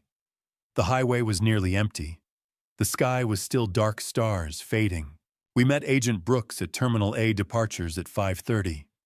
She wore a navy windbreaker with FBI in yellow letters. 4 other agents stood nearby in plain clothes, earpieces, hands near their belts. He'll check in at Counter 12, Brooks said quietly. 6:15, American Airlines.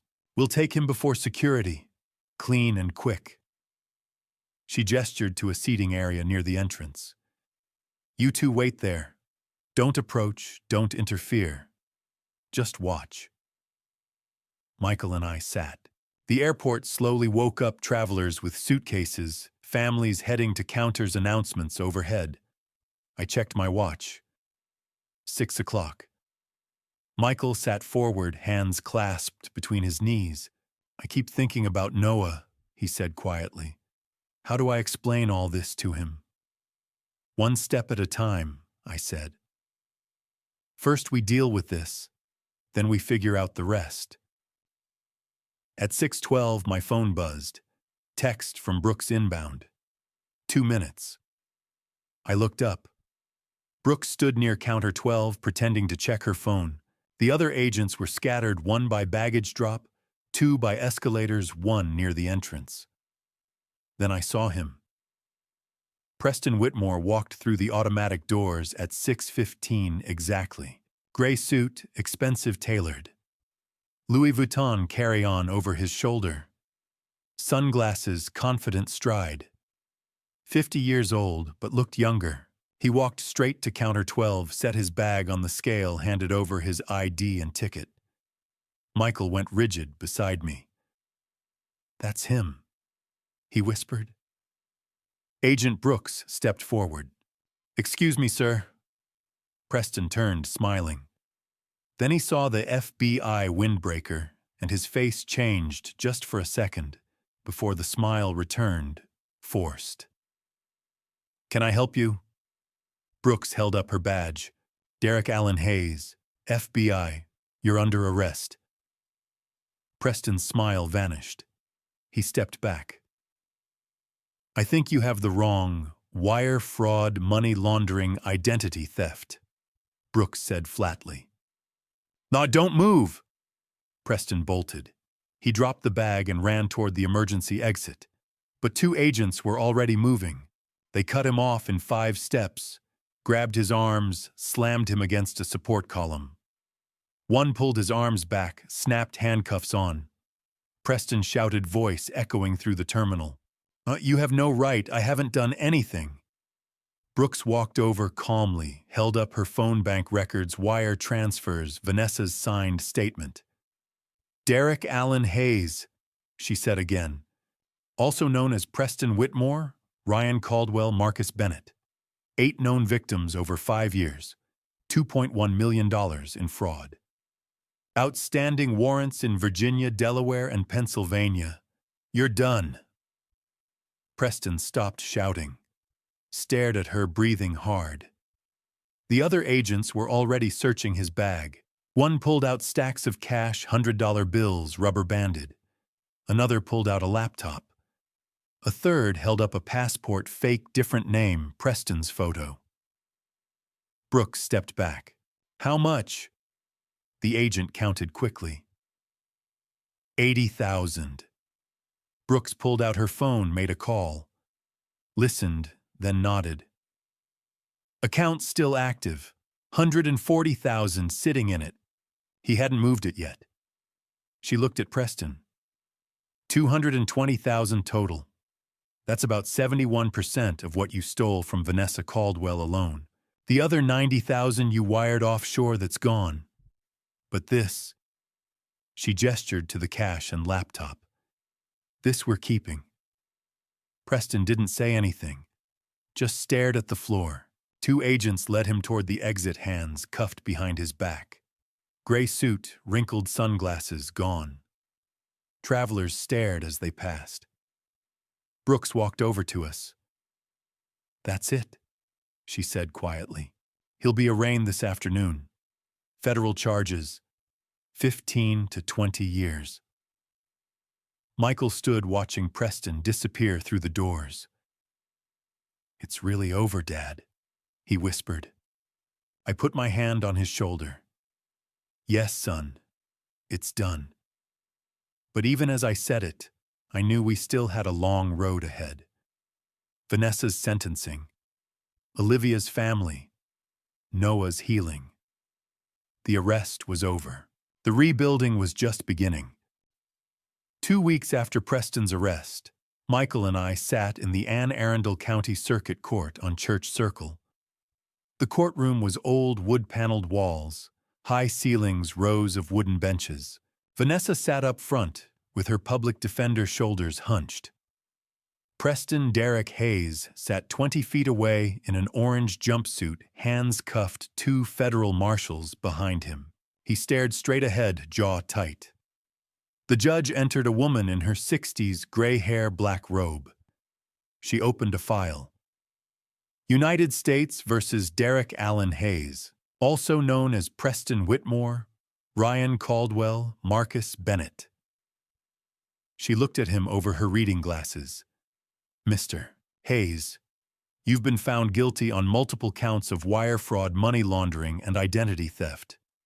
8 confirmed victims over 5 years, $2.1 million in losses. You've shown a pattern of deliberate, calculated deception, targeting vulnerable individuals. This court finds no grounds for leniency.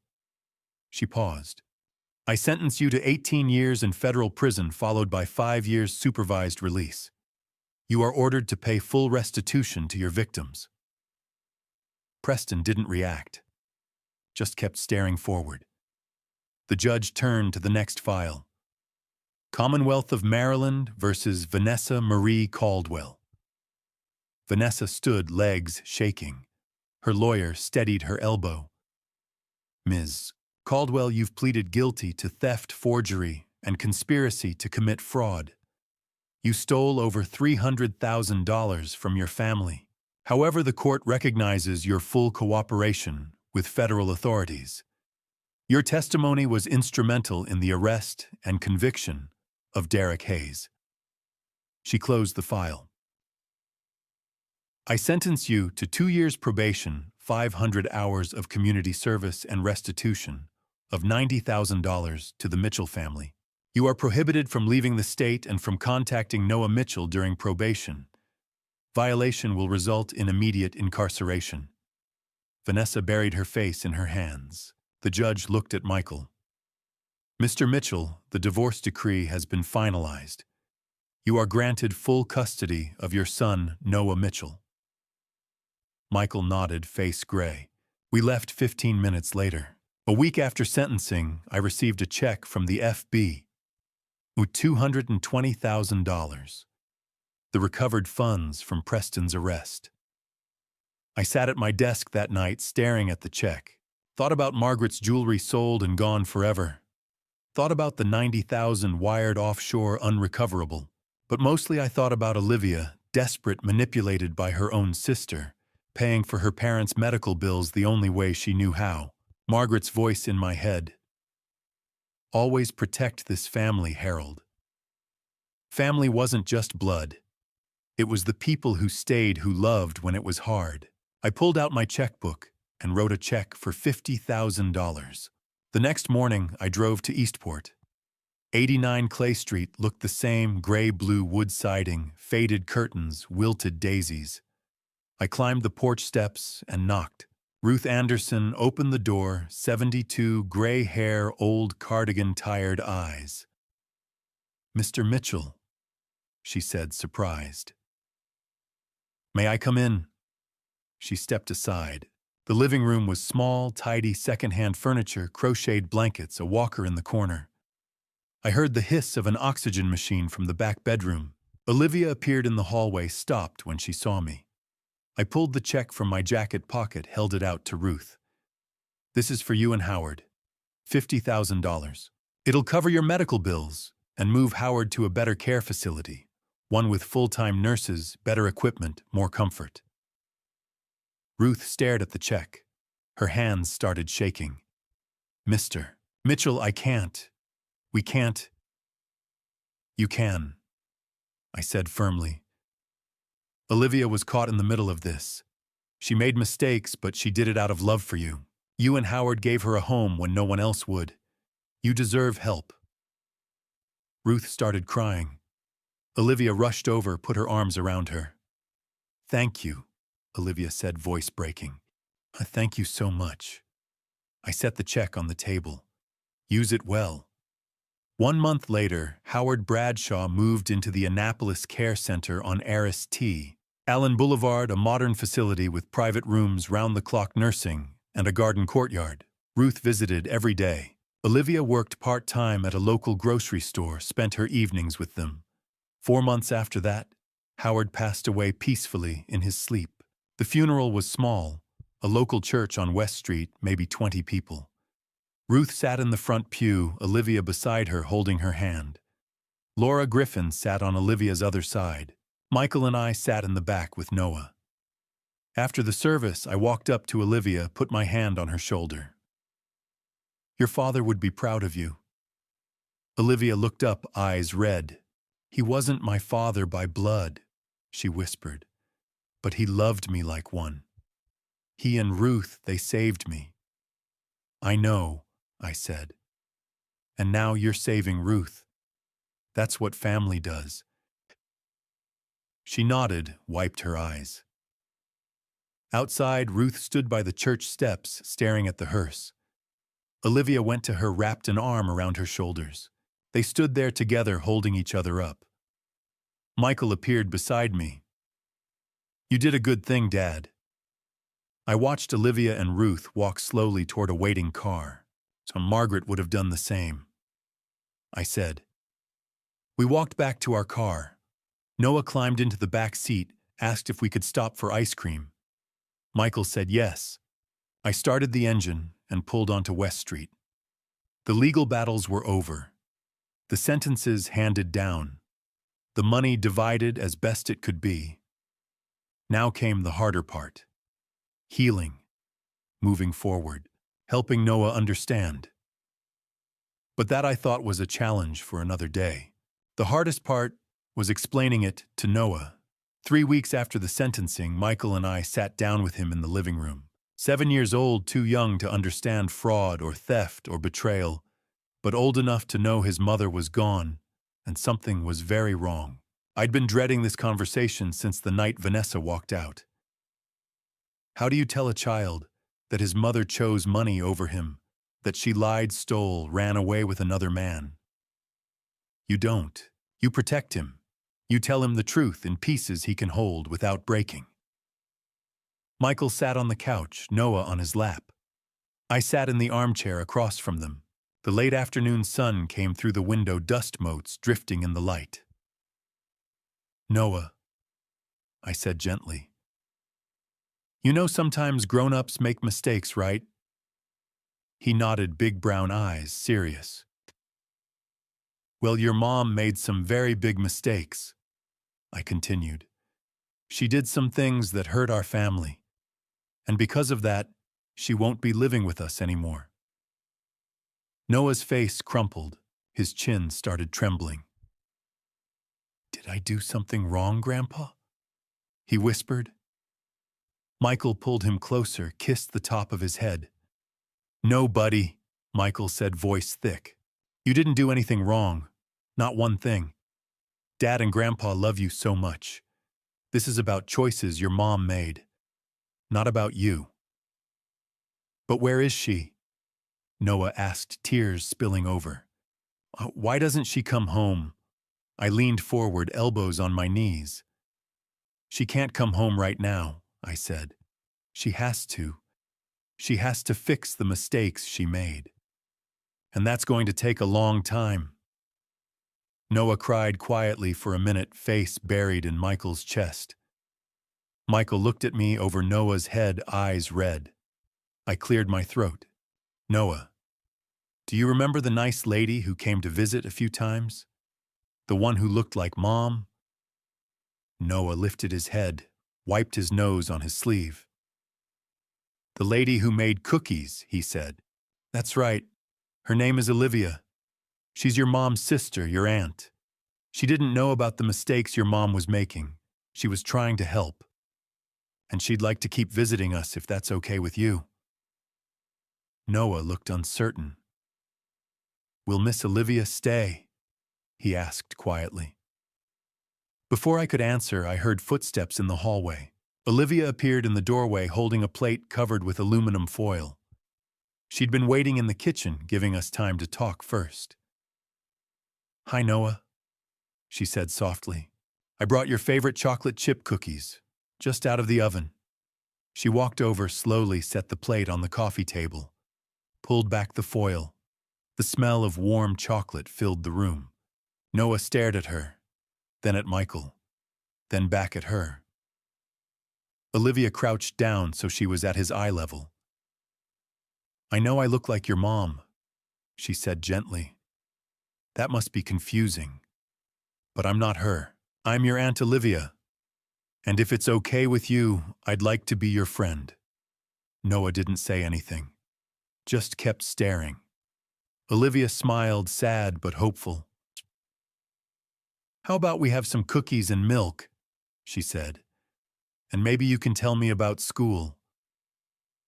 She sat down on the floor, cross-legged, and took a cookie from the plate. Noah watched her for a long moment. Then slowly he climbed off Michael's lap and sat on the floor across from her.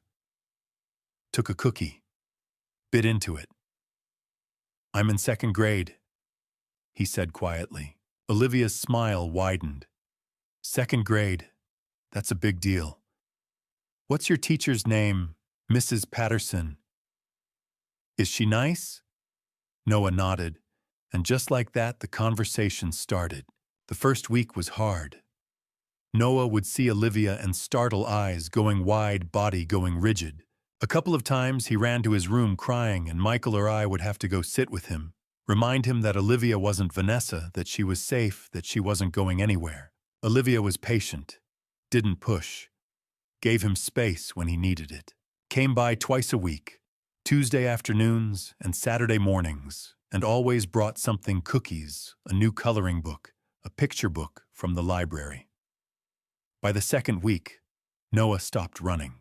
By the third week, he started calling her Aunt Liv. One Saturday morning, Olivia took him to Quiet Waters Park. They fed the ducks, played on the swings, walked the nature trail. When they came back, Noah was laughing, really laughing, for the first time in months. Aunt Liv does funny voices when she reads, he announced at dinner that night. She made the wild things sound like pirates. Michael looked at me across the table, relief written all over his face. 2 months after our first conversation, Noah's teacher stopped me at pickup. Mr. Mitchell, she said, smiling. I wanted to show you something Noah made today. She handed me a piece of construction paper. crayon drawing 4 stick figures standing in front of a house. Blue sky, yellow sun, green grass. Each figure had a label in Noah's careful printing: Grandpa Harold, Dad, me, Aunt Liv. I stared at the drawing, throat tight. He talked about his Aunt Olivia all through art time, Mrs. Patterson said. Said she makes the best chocolate chip cookies in the whole world. I folded the drawing carefully, slipped it into my jacket pocket. Thank you, I managed. That night I showed it to Michael. He stared at it for a long time, then put it on the refrigerator with a magnet right next to Noah's school photos and a drawing of a boat Cameron had sent from Miami. Margaret would have been proud. 3 weeks later, on a Tuesday evening, Olivia was reading to Noah in his bedroom. I was downstairs washing dishes, heard their voices drifting down the hallway, Olivia doing silly accents, Noah giggling. Then it got quiet. I dried my hands, walked upstairs, stood in the doorway. Noah was sitting on his bed in his dinosaur pajamas, where the wild things are open on his lap. Olivia sat beside him. He looked up at her, serious. Aunt Liv, he said quietly. Yeah, sweetheart. Will you read me a bedtime story every time you come over? Olivia's eyes filled with tears. She blinked fast, smiled. Of course, she whispered. Every single time. Noah wrapped his arms around her neck, hugged her tight. Olivia closed her eyes, hugged him back. I stepped away from the door, left them alone, walked downstairs to the kitchen where Michael was making tea. He's going to be okay, I said. Michael looked up. Yeah, he said quietly. I think he is. We stood there in the kitchen, father and son, listening to Olivia's voice upstairs, reading about wild things and faraway places, and a boy who sailed home to where someone loved him best of all. And for the first time in months, the house felt like home again. 6 months after the sentencing, life began to find a new rhythm. It wasn't the same as before, couldn't be. Margaret was still gone 12 years now. Vanessa was serving probation in California, no contact allowed with Noah. Howard had passed away peacefully, but the house felt different. Lighter somehow, like we'd carried something heavy for so long that we'd forgotten what it felt like to put it down. Michael was healing. Slowly, but healing. Every Wednesday at 4 o'clock, Michael drove to an office building on West Street for therapy. He'd started going 2 weeks after the sentencing. At first he'd been reluctant, said he didn't need to talk to a stranger about his problems. But I'd pushed, and he'd gone. One evening, about 3 months in, we were sitting on the back porch after Noah had gone to bed. Michael nursed a beer, stared at the darkening sky. Dad, he said quietly, I don't know if I'll ever remarry. The idea of trusting someone again, letting someone into my life, into Noah's life, it terrifies me. He took a sip. But I'm learning. In therapy, I'm learning that what happened wasn't my fault. That trust can be rebuilt even if it takes years. I put my hand on his shoulder. Margaret always said healing isn't about forgetting. It's about learning to carry the weight differently. Michael nodded, smiled a little. Yeah, that sounds like Mom. In May, Michael got promoted to Chief Technology Officer at Chesapeake Digital Systems.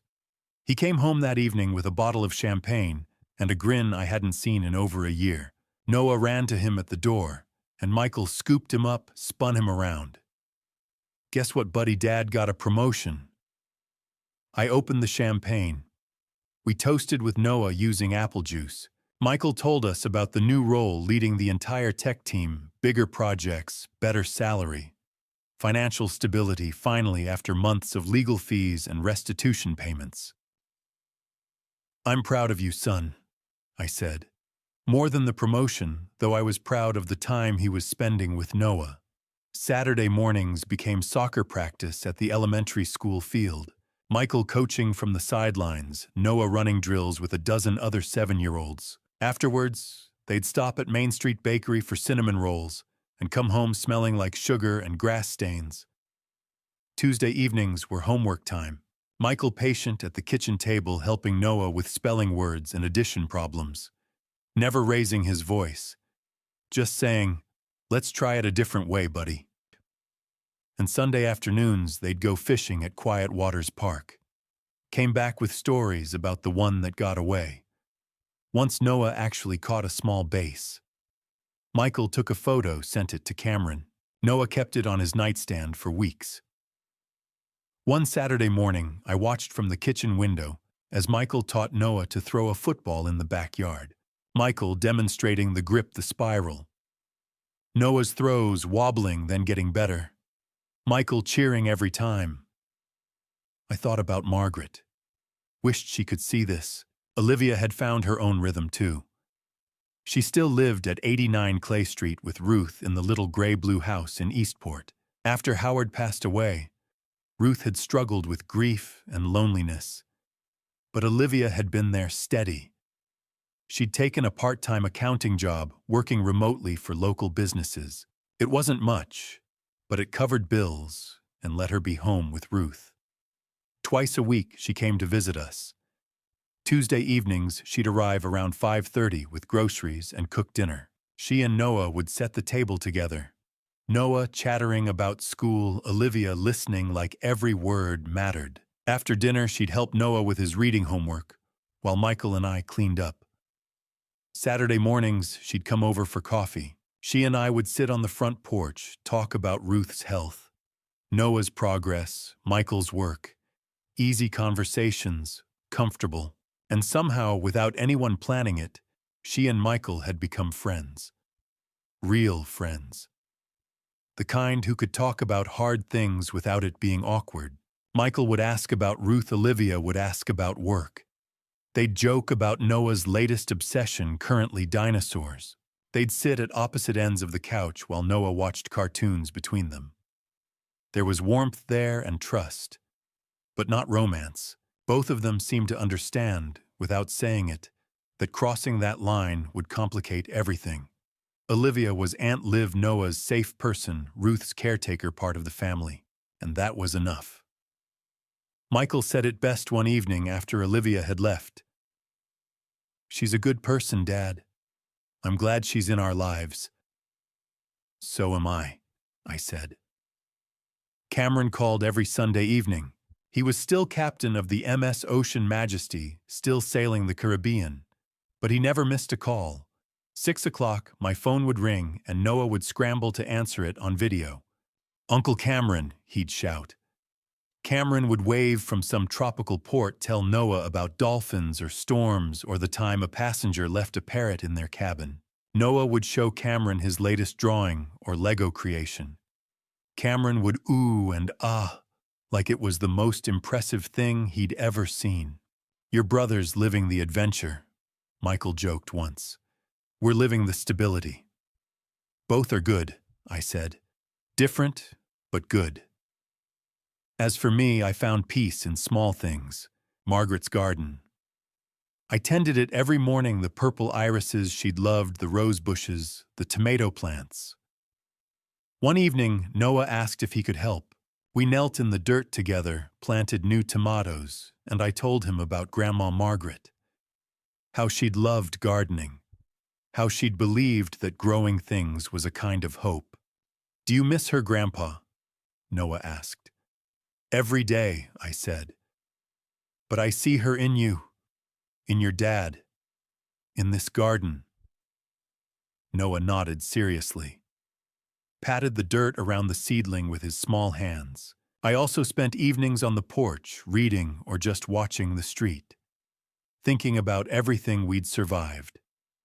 The lies, the theft, the betrayal, the arrests, the sentencing, the grief. And somehow, here we were, still standing, still a family.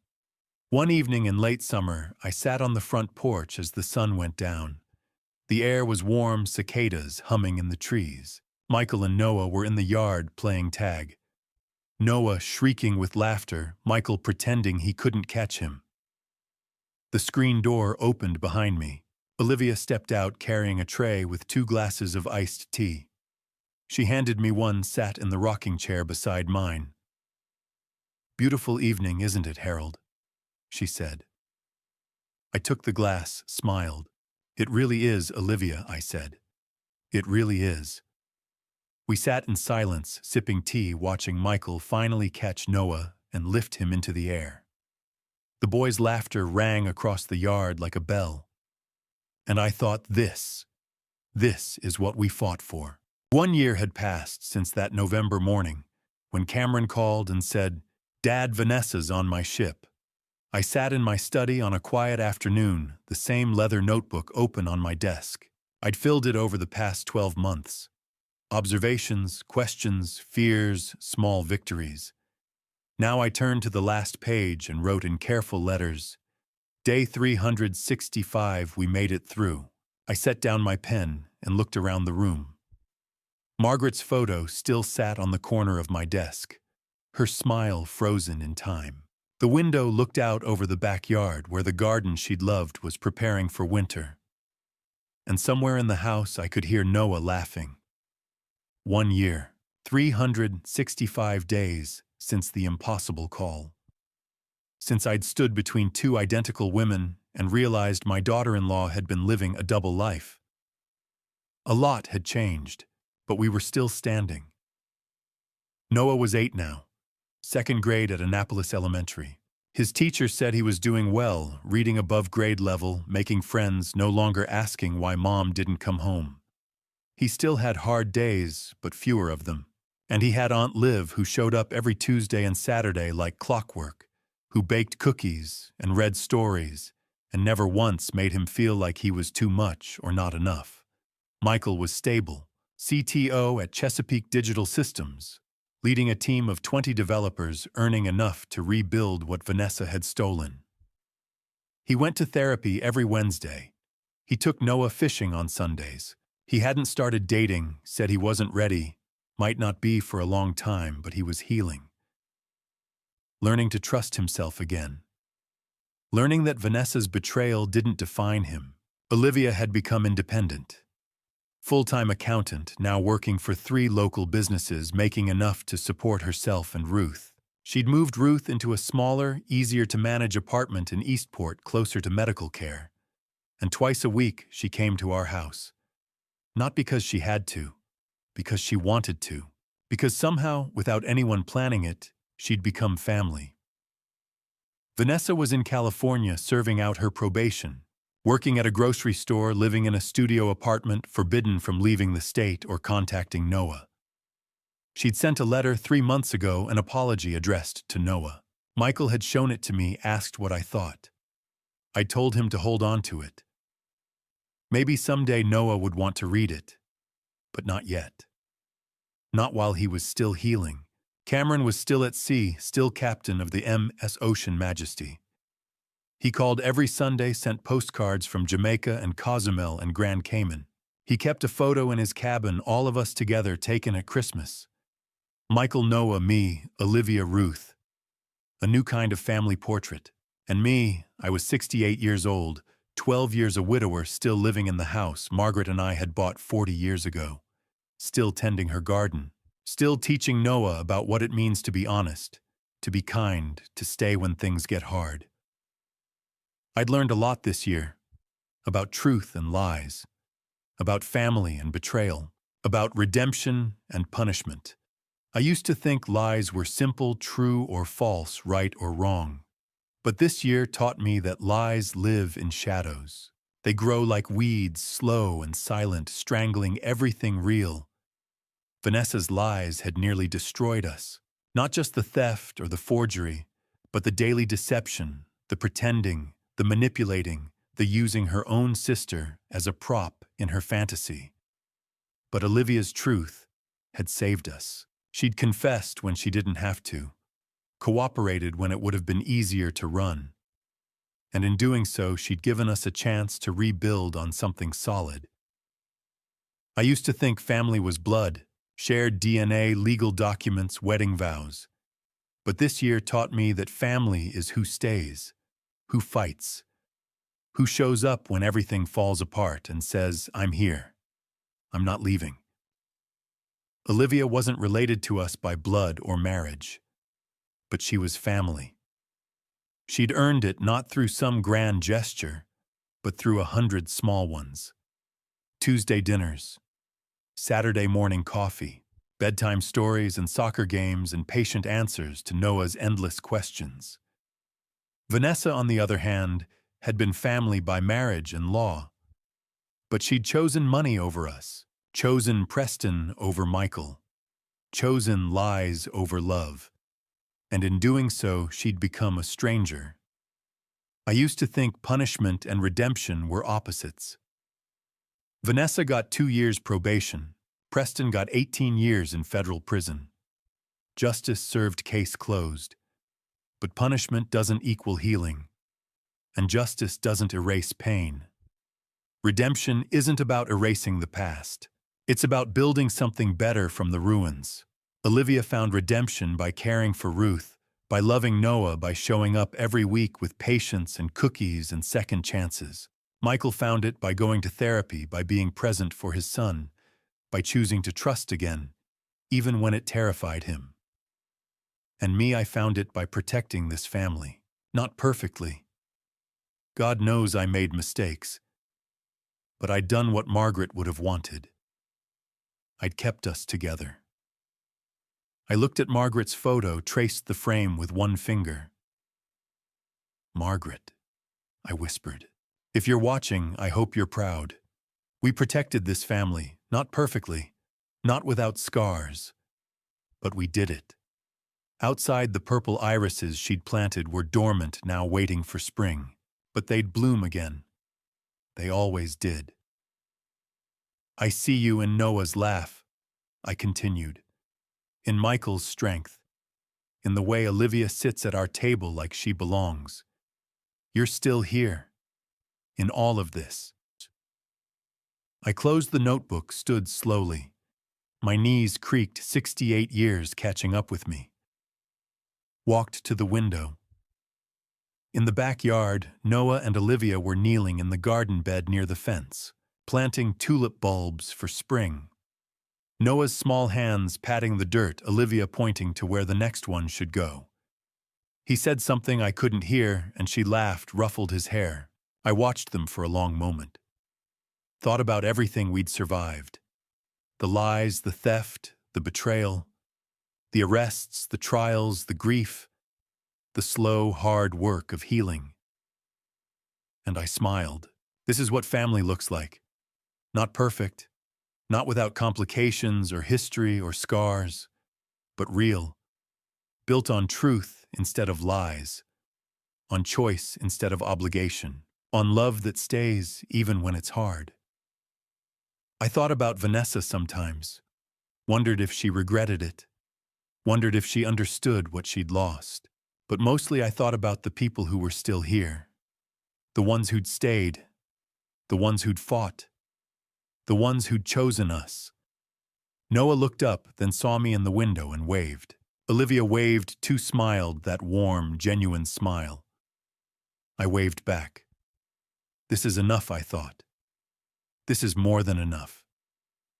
If you've walked this journey with me, thank you. It hasn't been easy, but it's been real. What would you do if you discovered your daughter-in-law was living a double life? Would you confront her or stay silent? Would you protect your family or try to fix the unfixable? Let me know in the comments below. And if this story touched you, if it made you think about truth and family and what it means to rebuild after betrayal, please like and subscribe. The truth always finds its way to the light. Sometimes it takes longer than we'd like. Sometimes it costs more than we want to pay. But it's always worth it. Because in the end, the truth is all we have. And it's enough. Looking back on this journey, I realize family betrayal cuts deeper than any stranger's crime. When the person sleeping under your roof, eating at your table, raising your grandson, turns out to be living a double life, it shakes everything you thought you knew about trust. If you're facing something similar, here's my advice. Don't be like me and wait. I watched for 10 days, gathering evidence while my gut screamed the truth. Trust your instincts. Confront early. Protect the innocent, especially the children, first. The lessons I learned are hard ones. Family betrayal doesn't just steal money. It steals peace. It makes you question every memory, every smile, every "I love you." But here's what I also learned. Family isn't defined by blood or marriage certificates. It's defined by who stays when the truth comes out. Olivia wasn't family by law, but she became family through loyalty. Vanessa was family by marriage, but she became a stranger through lies. Grandpa stories like mine aren't meant to entertain, they're meant to warn. We older folks have seen betrayal before. We know the patterns, and we know that ignoring red flags doesn't make them disappear. It just gives them time to grow. That's why I share these grandpa stories, so younger generations can learn from our mistakes, not repeat them. My personal view, God gives us intuition for a reason. That morning when Cameron called and I felt my stomach drop, that was a gift. Not every warning is that clear, but when it comes, listen. The Lord doesn't promise us a life without pain, but He does promise strength to face it. As for grandpa stories and family betrayal, they'll keep happening as long as greed exists. But so will resilience, forgiveness, and second chances. Thank you for walking this road with me to the very end. Drop a comment and share your thoughts. What would you do if you found yourself in Harold's shoes, discovering your daughter-in-law's secret double life? I genuinely want to hear your perspective. If this story resonated with you, consider subscribing so you won't miss what comes next.